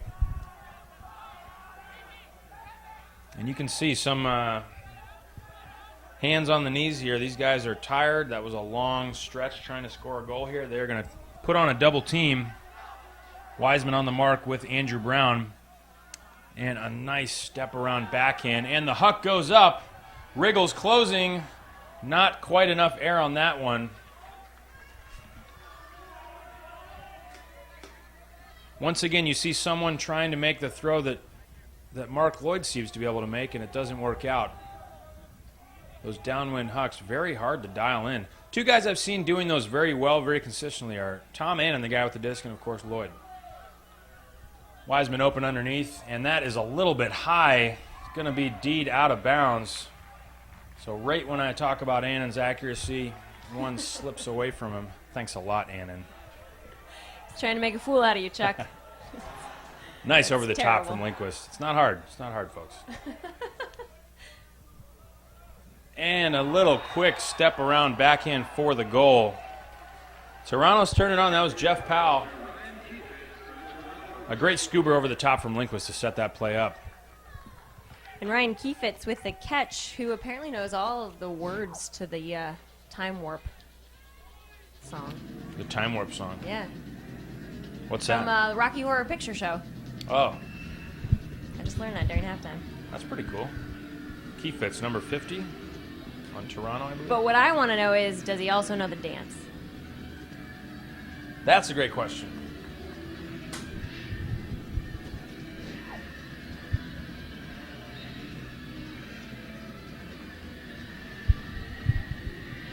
So Toronto pulls ahead. They go up 3.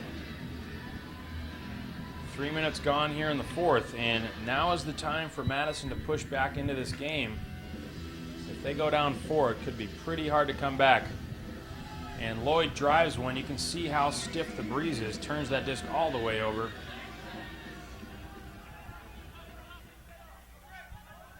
Otto Chung reminds us that Toronto not just going for the championship, they're going for the perfect season. They have never, the 2013 Toronto Rush did not lose a single game during the regular season. Tough reset here for Madison. And Annan steps around and delivers a bullet to Mike Swain. And now Swain turns and goes. Horgan laboring, number 53, seems to be favoring that right or maybe left knee, not sure. But Swain making sure to run. Swain bumps into Horgan. Horgan does not mind the contact, if you'll recall earlier. Took a shoulder from Coolidge, and the shot goes up deep. Kevin Brown in the area, well played in the air by Mark Lloyd. Of course. Of course. And Armitage gets it up line to Lloyd. Looking for Horgan deep, and he puts some big air on this. Probably a smart play, because Horgan not fast, very big. Indeed well by Swain. Great play by Mike. Gives up several inches on Horgan. But no matter.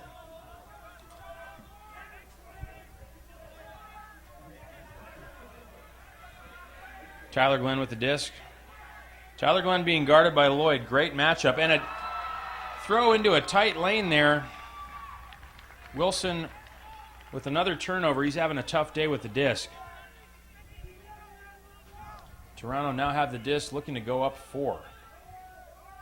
Yearwood with the IO break. Pretty low and not caught. Toronto crowd definitely louder than the Madison crowd right now. Oh, goodness. And another turnover for Wilson. He is really digging himself a hole right now. Toronto picks it up one more time in the red zone, looking to score. And a high pass is caught by Yearwood. And the throw-up line not caught. And the deflection is played beautifully by Armitage. Lucky break for the Rush. And Shreewise can't believe it. Chuck, we got asked, based on this game, which team has the better fitness, the better level of fitness, and I think that one goes to the Toronto Rush. I don't think they look like they've lost a step at all. The Madison Radicals still running fast, but just a few more errors than we saw at the beginning of the game. I think they're just getting a little bit tired. The Toronto Rush seem unfazed. Yeah, I think you're right. Both these teams look very fit. However, Lloyd really has been carrying a big load and is not slowing down. I think a lot of the veteran, the guys that are doing a lot of the playmaking for Madison are not really speed guys. But on Toronto, certainly Yearwood and Lloyd and Lindquist are having to just consistently make plays, and they seem very up to the task. They are, all three of them, of course, coming back from Columbia, bronze medal finish for Team Canada at the World Games. And that, I believe, lands in and rolls out. Not sure, might have landed out. Andrew Brown will bring it in.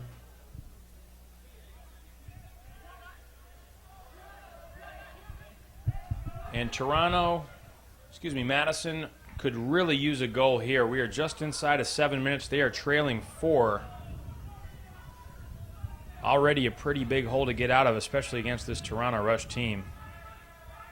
And nice D downfield, nice poach, forcing the around there. Nice adjustment by Andrew Brown to not throw into that poach, and Riggles all alone.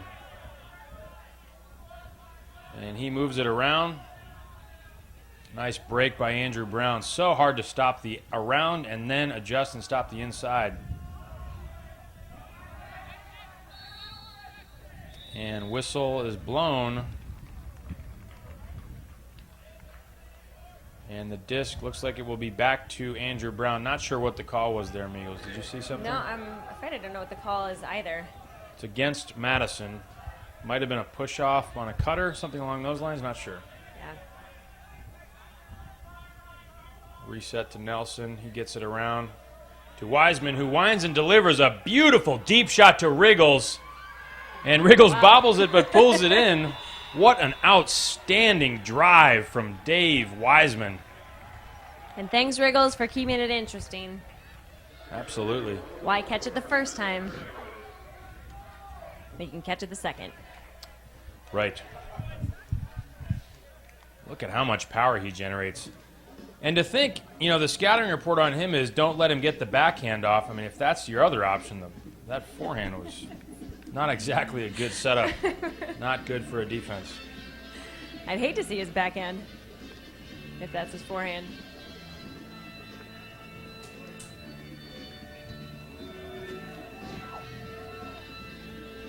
Hatchetfish says it's not about the size of the D, it's how you use it. I don't know what that means. I think I get it, and that's fair. I think the Toronto Rush have just been applying consistent, intense pressure against the Madison Radicals. Obviously, some huge plays from individuals,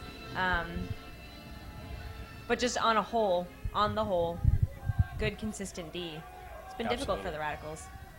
Yeah, well said. Izzy gets it down the line. And the shot towards the end zone. Lloyd is moving away. A big bid, however, by Madison, and he is in. That's the first time I've seen somebody really hang with and even close on Lloyd. However, Kevin Pettit-Scantling unable to get the D despite going completely horizontal. You really don't want to give Lloyd a step deep, and he made that mistake. Look at this bid, however. And Lloyd makes sure not to cleat him.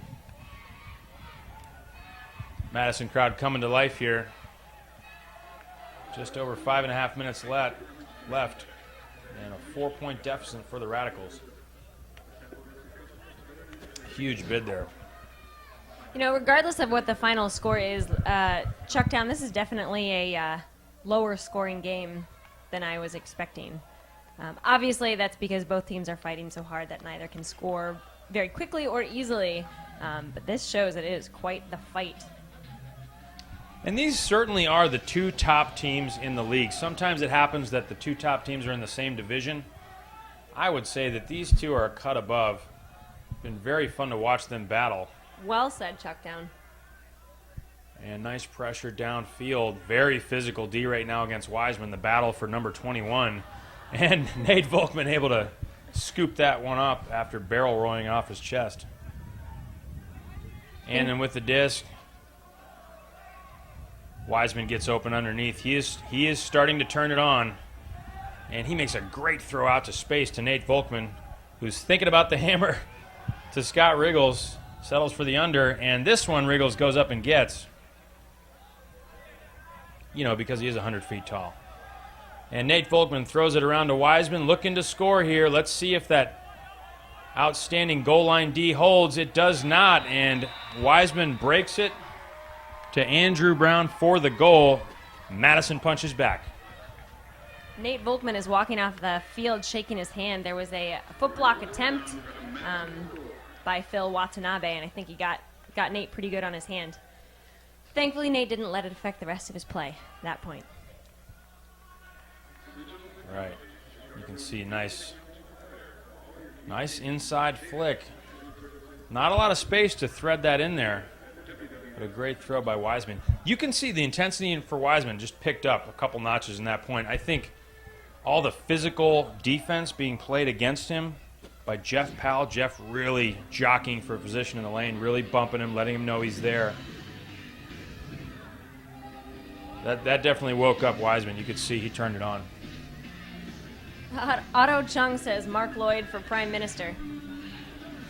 What's a Prime Minister, Chuck? It's a thing where you have a thing. Oh, I get it. And the pull is up. Reyna centering to Thompson McKnight. Madison coming down, looking to generate a turn. Izzy gets it underneath. And Tyler Glenn gets a piece on that backhand. Still complete, however.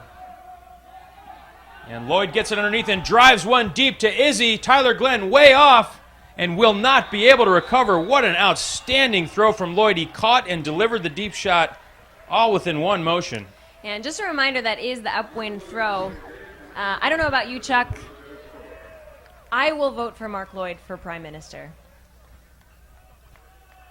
Yeah, he could prime my minister any day. Although still, I'm not a religious man, but he could be my prime minister. Hashtag just kidding. Hashtag don't know what I'm talking about. Look at this deep shot. I mean, just perfect. Glenn, of course, is baiting this because Glenn loves to play the deep ball. But another one of these hucks from Lloyd that just leaves nothing to chance. So Toronto Rush rising to the challenge right now. They're up 4.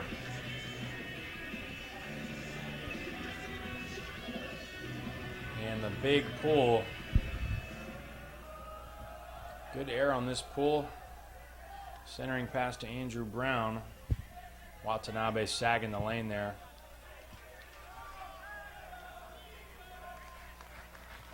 And a junk D here. Lindquist playing center field kind of. Wiseman driving him out. So an interesting strategic choice. Toronto throwing a junk D here. I think they probably sense that Madison is nervous, and a lot of times it's harder to play zone offense nervous. Let's see if it pays off. So far, Madison getting what they want. Thibodeau with the disc. Swings it around to Brown. And settling into man here.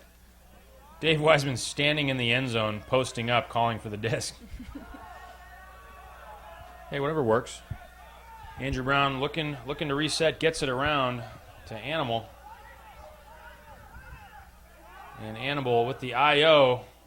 to Brian Hart. Brian Hart to Coolidge, gets it to Riggles for the goal, and the Radicals pull back within 3.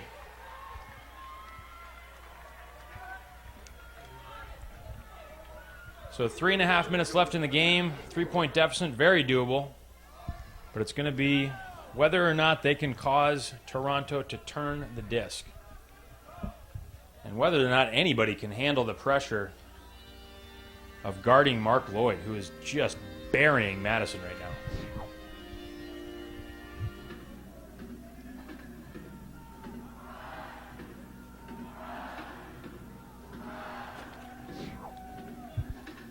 I feel the Rush cheer coming through the crowd right now.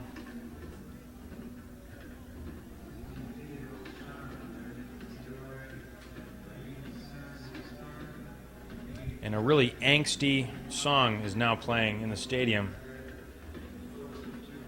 Perhaps that's appropriate since we're playing at a high school. And the pull is up. Reyna stops the roll, centering to Thompson McKnight. And Yearwood trying to get space against Swain, gets a step, moves it to Izzy. And the turnover, not sure what happened there. Yearwood is calling for something, and he does not play defense. Cardinal rule with refs, no time to talk, got to get back on D, and Swain capitalizes. You can tell Swain is absolutely thrilled to be in the game. Every time he's in, he's running full speed, making those hustle plays. Let's see what happens here. He reaches out, and Yearwood was not even the thrower, but Izzy and he both thought that disc was still in Izzy's hand. Neither of them go and play defense. And Madison scores. Mental error there, or maybe a lack of discipline. Either way, Madison pulls back within 2 with 3 minutes and 8 seconds left. And Swain is going to stay on the line. I think that's a great call by DeBile. Play the hot hand. He's obviously fired up. Let's see what he can bring.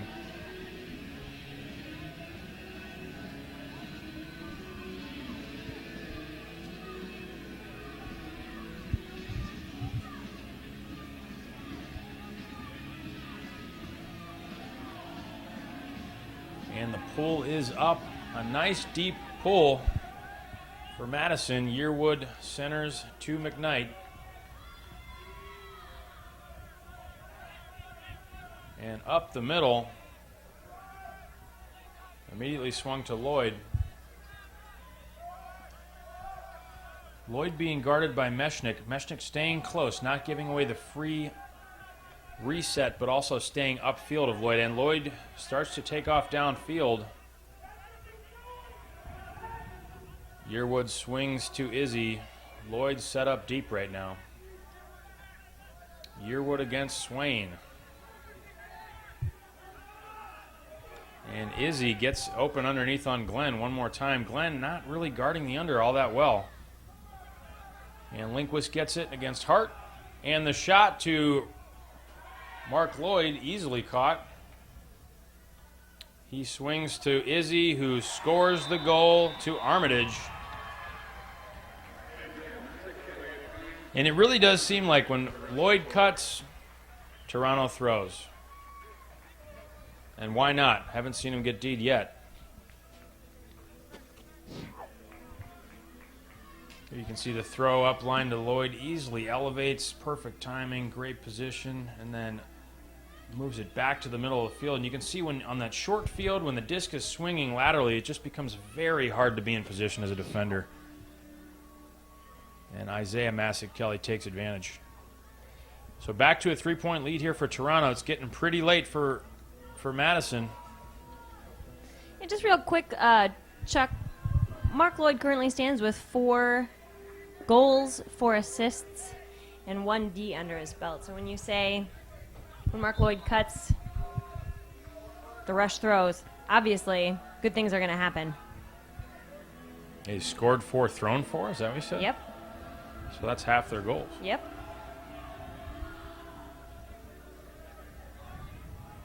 Andrew Brown picks up. Coolidge churning up the middle of the field right now. He looks tired. And the deep shot is thrown. And Thibodeau calling for a foul. And whistle blown by Cooper.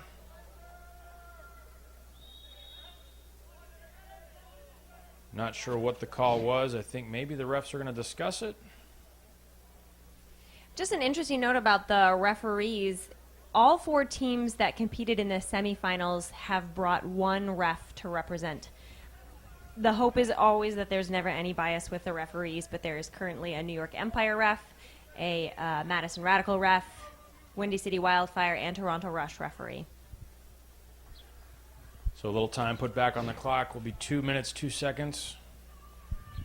And it looks like there will be a foul called on the catch. So Seto fouled Thibodeau. Thibodeau taps it in. And then looking for the reset And a blade thrown, very high risk, and that will escape out the back of the end zone. If the disc doesn't lie, then, let me remember my logical deduction course, then that wasn't a foul. Right. A+. You can see out the back of the end zone in the white shirt, Steve Gordon, the commissioner of the league, chilling on his own private beach there. And wriggles on the mark, gets broken on the inside. Toronto scores this, pretty much game over. So it's do or die time for Madison. Gord Harrison breaks the mark. Seto streaking deep.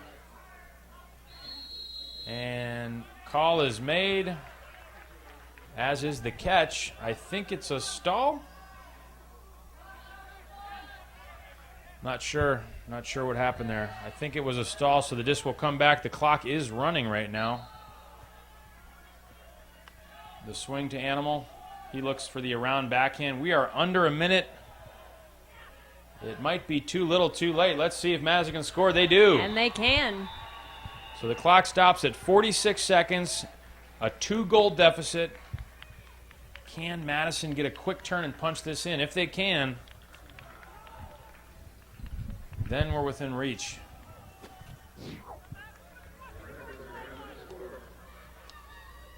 Otto Chung says Prime Minister equals President minus nukes. Hashtag what's the point? I don't mean that.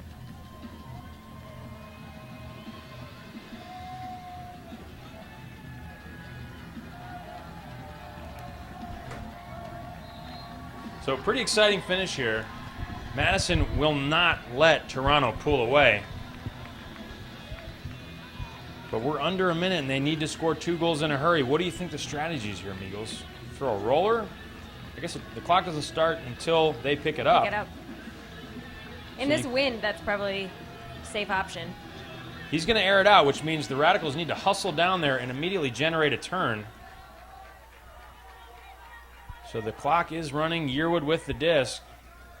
If you're Toronto, all you need to do is complete passes, no travels. Foul called. Contact called. Contact called. I didn't see it. Neither did I. Oh, it's against Toronto. Oh. So it might have been downfield. I'm not sure. So Yearwood will tap it in, minus 10 yards, and he's going to have a double team.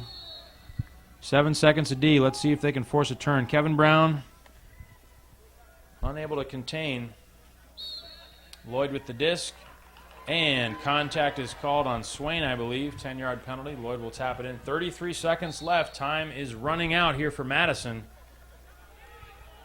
And Lloyd resets to Yearwood.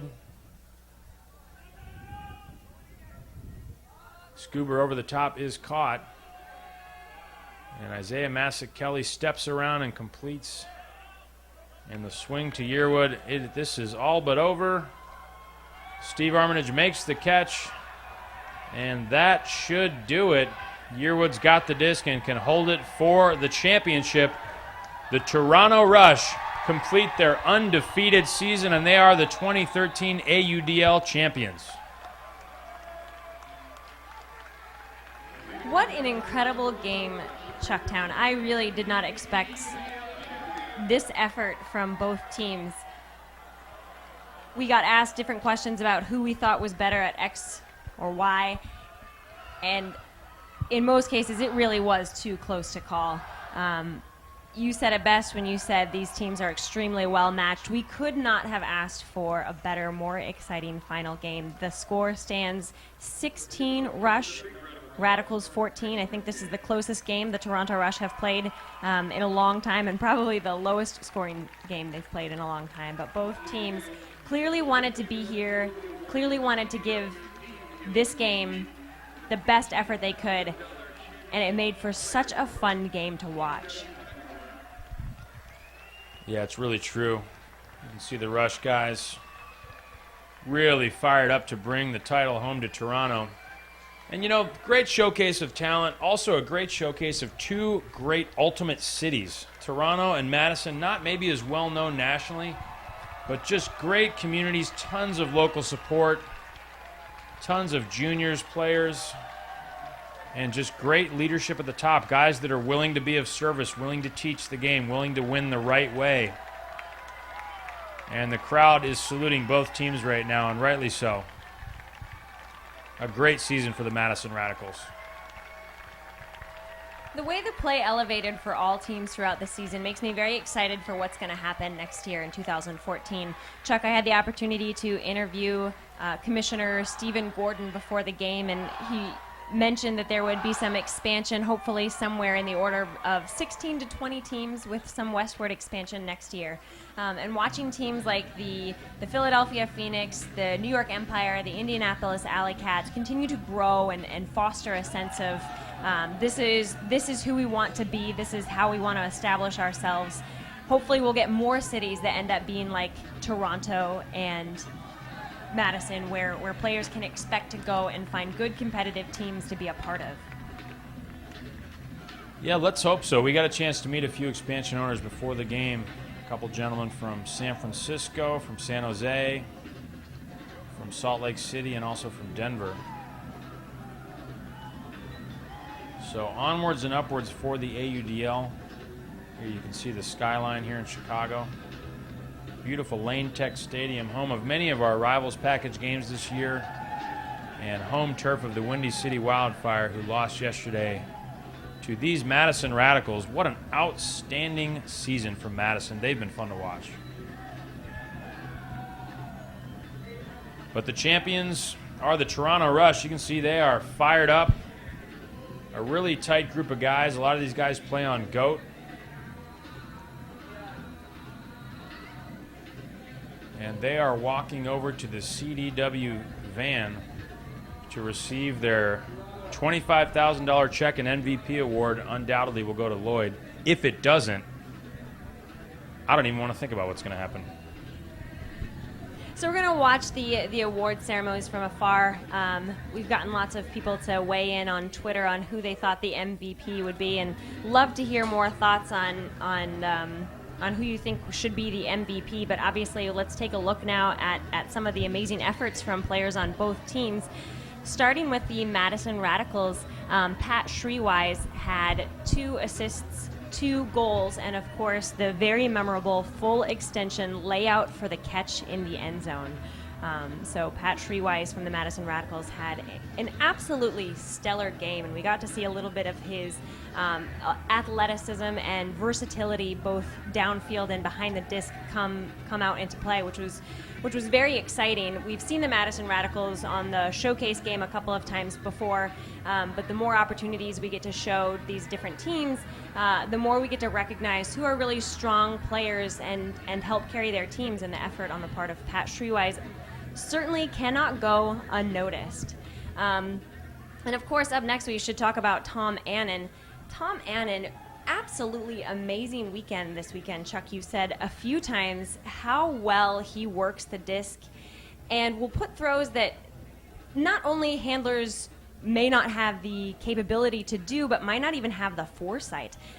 There was one throw where Brown was clearing deep. Tom Annan recognized that he was ahead of his player heading straight for the end zone, put some nice inside out, worked with the wind, put it right in the open hands of Brown. So absolutely incredible abilities from handler Tom Annan, and that was fun to see in a different capacity, in a slightly more intense capacity today.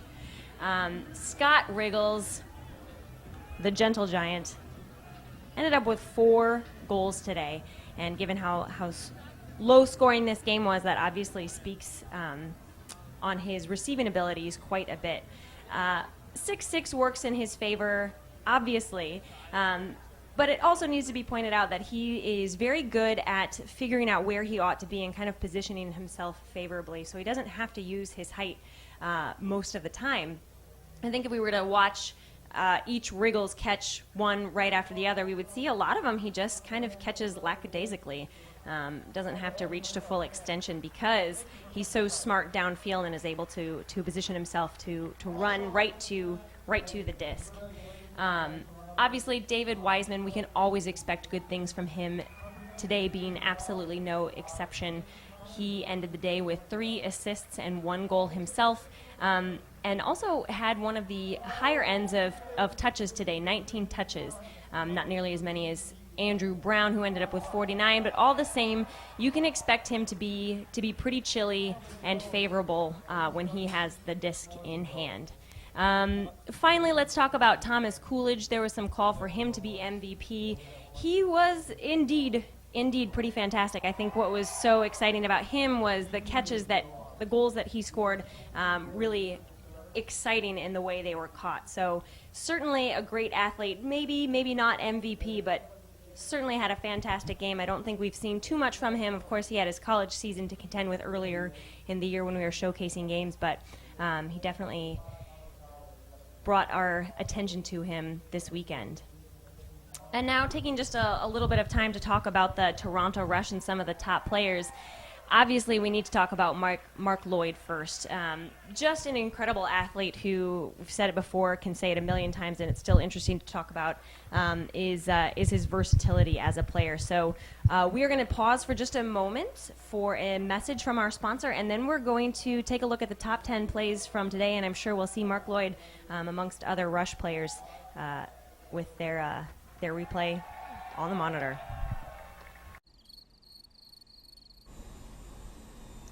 What's that sound? I call it Sounds of the Server Room. I recorded it back at the office. Why? It helps me sleep better. CDW installed Cisco UCS servers with Intel ZM processors. Makes us more productive. Whatever works.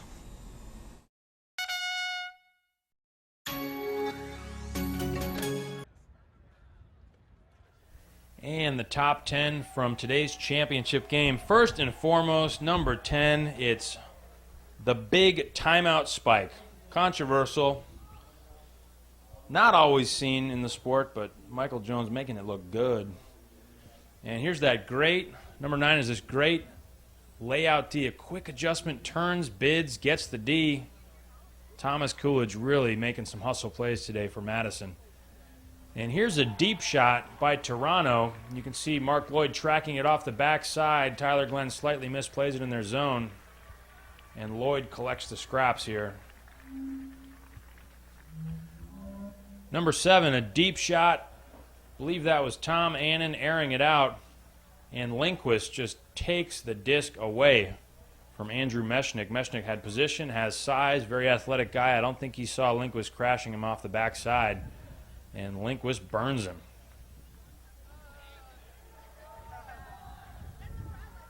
Number 6 is this outstanding layout catch from Brian Hart. This disc kind of gets away on the swing pass. I think 55. Probably thought that was going to be a turnover, Kelson Alexander, but Brian Hart saves his Hodag brother with a gigantic layout. Look at that catch. Number 5. First a big bid on the underneath there, and then the huck from Annan to Scott Riggles. And you can see Lindquist closing here, nearly making the D, but the gentle giant goes up and caresses the disc smoothly, the way only he can. So here we get another look at it. See how fast Riggles is. He's 6'6", and he's able to basically just out-sprint Lindquist. And if you don't know Lindquist, this guy is not slow. He is one of the premier deep defenders on GOAT. Here's a nice play on a little scuba over the top.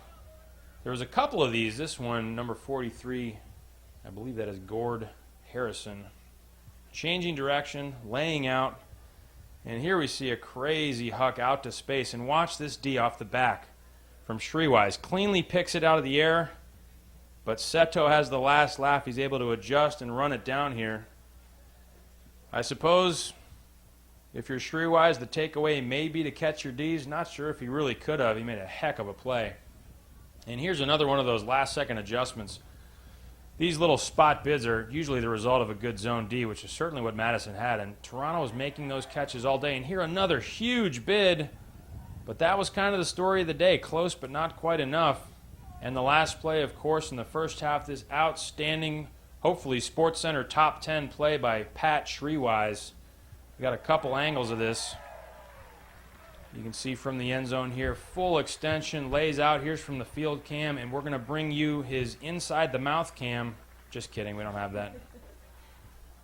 But an outstanding catch from Pat Shreewise.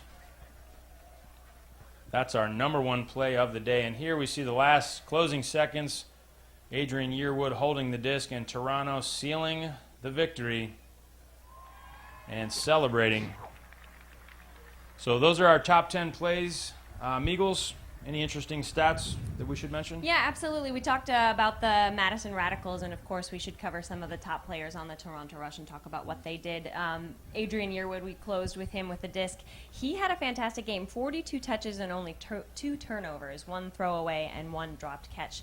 I really feel like those sorts of efforts ought to be lauded. It's kind of the stat that can go under the radar.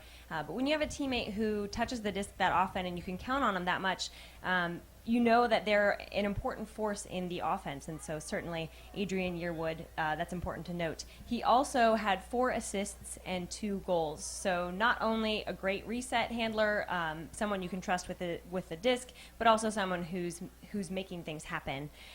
Cam Harris had 2 assists and 3 goals. Obviously, we saw him doing quite a few good things with the disc, so Cam Harris certainly want to laud his efforts. Thompson McKnight had 40 touches to the disc and only 1 turnover. Again, just like Adrian Yearwood, someone we want to congratulate for being such an important part of the Toronto Rush offense. And lastly, Lindquist had 1 goal and 3 Ds, which we talked about the defense earlier, and we had a very difficult time deciding who we thought played the better D, and I think some interesting things that came up on Twitter where people were suggesting that one team was better at a certain type of D, but I don't think anyone was very... There was no clear, decisive winner to who had better D. So the fact that he walked away with as many Ds against the Madison Radicals, pretty impressive. Yeah, I think some of the D downfield from the Toronto Rush looked really, really good. And I think a lot of times it doesn't show up in the stat sheet, but if your guy doesn't get thrown to, that's because you did the right thing. And I think a lot of times that's another stat that doesn't get talked about or doesn't get tracked because it's pretty hard to track. But there was a lot of great defense in the lane by Toronto, and I would say they had the better man D, and Madison certainly had the better zone D. But Toronto was just a little too much. They have been just a really crisp, great franchise to watch play all season. It was fun again today to watch them. Yeah, and we have talked about Madison's zone so often, and I know you early in the season talked about how interesting you thought it would be if these two matched up, and so I think we were both very excited that it ended up coming to fruition. And I definitely think that the Toronto Rush were a little more stymied by the Madison Cup than I thought they would be. Obviously, they adjusted as they've done all season. They worked together well. They kind of came up with, well, what else are we going to do? And it worked. But the Madison Radicals came out hard, and they were determined to bother, to borrow a term you use often, to bother the Toronto Rush and certainly not make it easy for them. Yeah, I think Toronto, to their credit, they were able to adjust. I mean, early in the game, they got trapped on the sideline a couple times and threw very, very bad throws that were D'd. One of them, Lloyd ended up catching on a misplay by Glenn, but really bad looks, exactly what Madison wanted. And also there were a couple travel calls, and they really got more disciplined, made sure to keep that pivot foot down. So early on, the zone was effective, and it got less and less effective as Toronto adjusted to it, and they kept the disc moving and kept it off the sideline, which is what Chicago wanted to do, really wasn't able to execute on, and they won the game. Right, and it just goes to show how both patient and intense the Toronto Rush are, which I think is a dichotomy that's very hard to do extremely well. Patience, obviously, so that you're not traveling, as we saw by the few travel calls that the Toronto Rush had called against them, but also patience and understanding it's going to take as many throws as it takes to get to the end zone. Don't feel rushed. Don't feel like you have to put something up just because you've thrown 50 throws already. They took the time that was necessary to work around it, find what they wanted, and as you said, it became less and less effective as the game went on. Yeah, I mean, that's the sign of a good team. I think, Toronto, I'm not as familiar with the two coaches, but I know that they were able to make adjustments during the game, and I think that's key, especially in the playoffs. And especially, this is the first time, like we said, this is the only time that a cross-divisional game happened. So it's pretty hard to scout these teams. I know both teams are watching quite a bit of footage, but you just never know until you get between the lines and see what happens. And this was a really fun game. I'm so glad these two teams were in the finals, and it's a credit to both teams and both coaching staffs that these guys played the game they did. Absolutely. Hopefully we can catch up with the coaches of both teams to kind of talk about their strategy in going into this game. Adjustment being the key word for both teams this day. And so it'll be interesting to find out what they did, what they talked about both in the beginning of the game and during the halftime to bring about the result that was, which was a fantastically played game. Right, and it looks like we are ready to take you down to the awards ceremony. So we are going to send it down to the CDW van for the Toronto Rush's victorious awards ceremony. We'll see what happens. First of all, folks, I want to say thank you for all the fans that showed up today. We're so proud to have you as our fans. Thank you for coming tonight. Also, I want to extend a congratulations to the Madison Radicals, Midwestern Division champions. Represented the division well. Thank you for coming and having such a great showing for us. That leaves us with this group right here. We have not only the Eastern Division champions, we now have the 2013 AUDL champions, the Toronto Rush. Probably knows we started this season 4 months ago. We played 101 games as a league the last 4 months, and we have one team standing and they never lost, Toronto Rush. 18 games, no losses. We have a couple things for you here. We'll start with something blue. As everybody knows, yeah, you guys can touch it now. As everybody knows, the two champions played for $5,000 yesterday. Those two teams faced off today for an additional $15,000, with the Rush now can touch. Congratulations.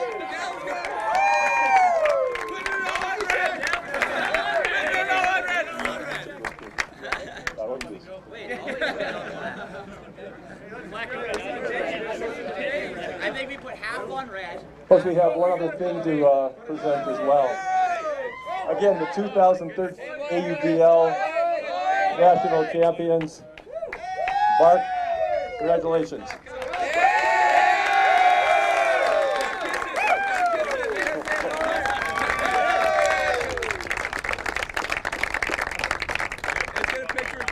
How's it feel, Mark? It's good weight. Go ahead, guys. Take a picture. And thus concludes the 2013 AUDL season. Congratulations to the Toronto Rush for playing so well this season, and congratulations to all the teams for their efforts this year. We also want to thank you guys so much for tuning in. Thanks to everyone who contributed to Twitter. It certainly helped make the game a little more fun and interesting to have you interacting with us. Can't be said enough. We really appreciate you watching. I'm Meagles. And I'm Chucktown. Take care.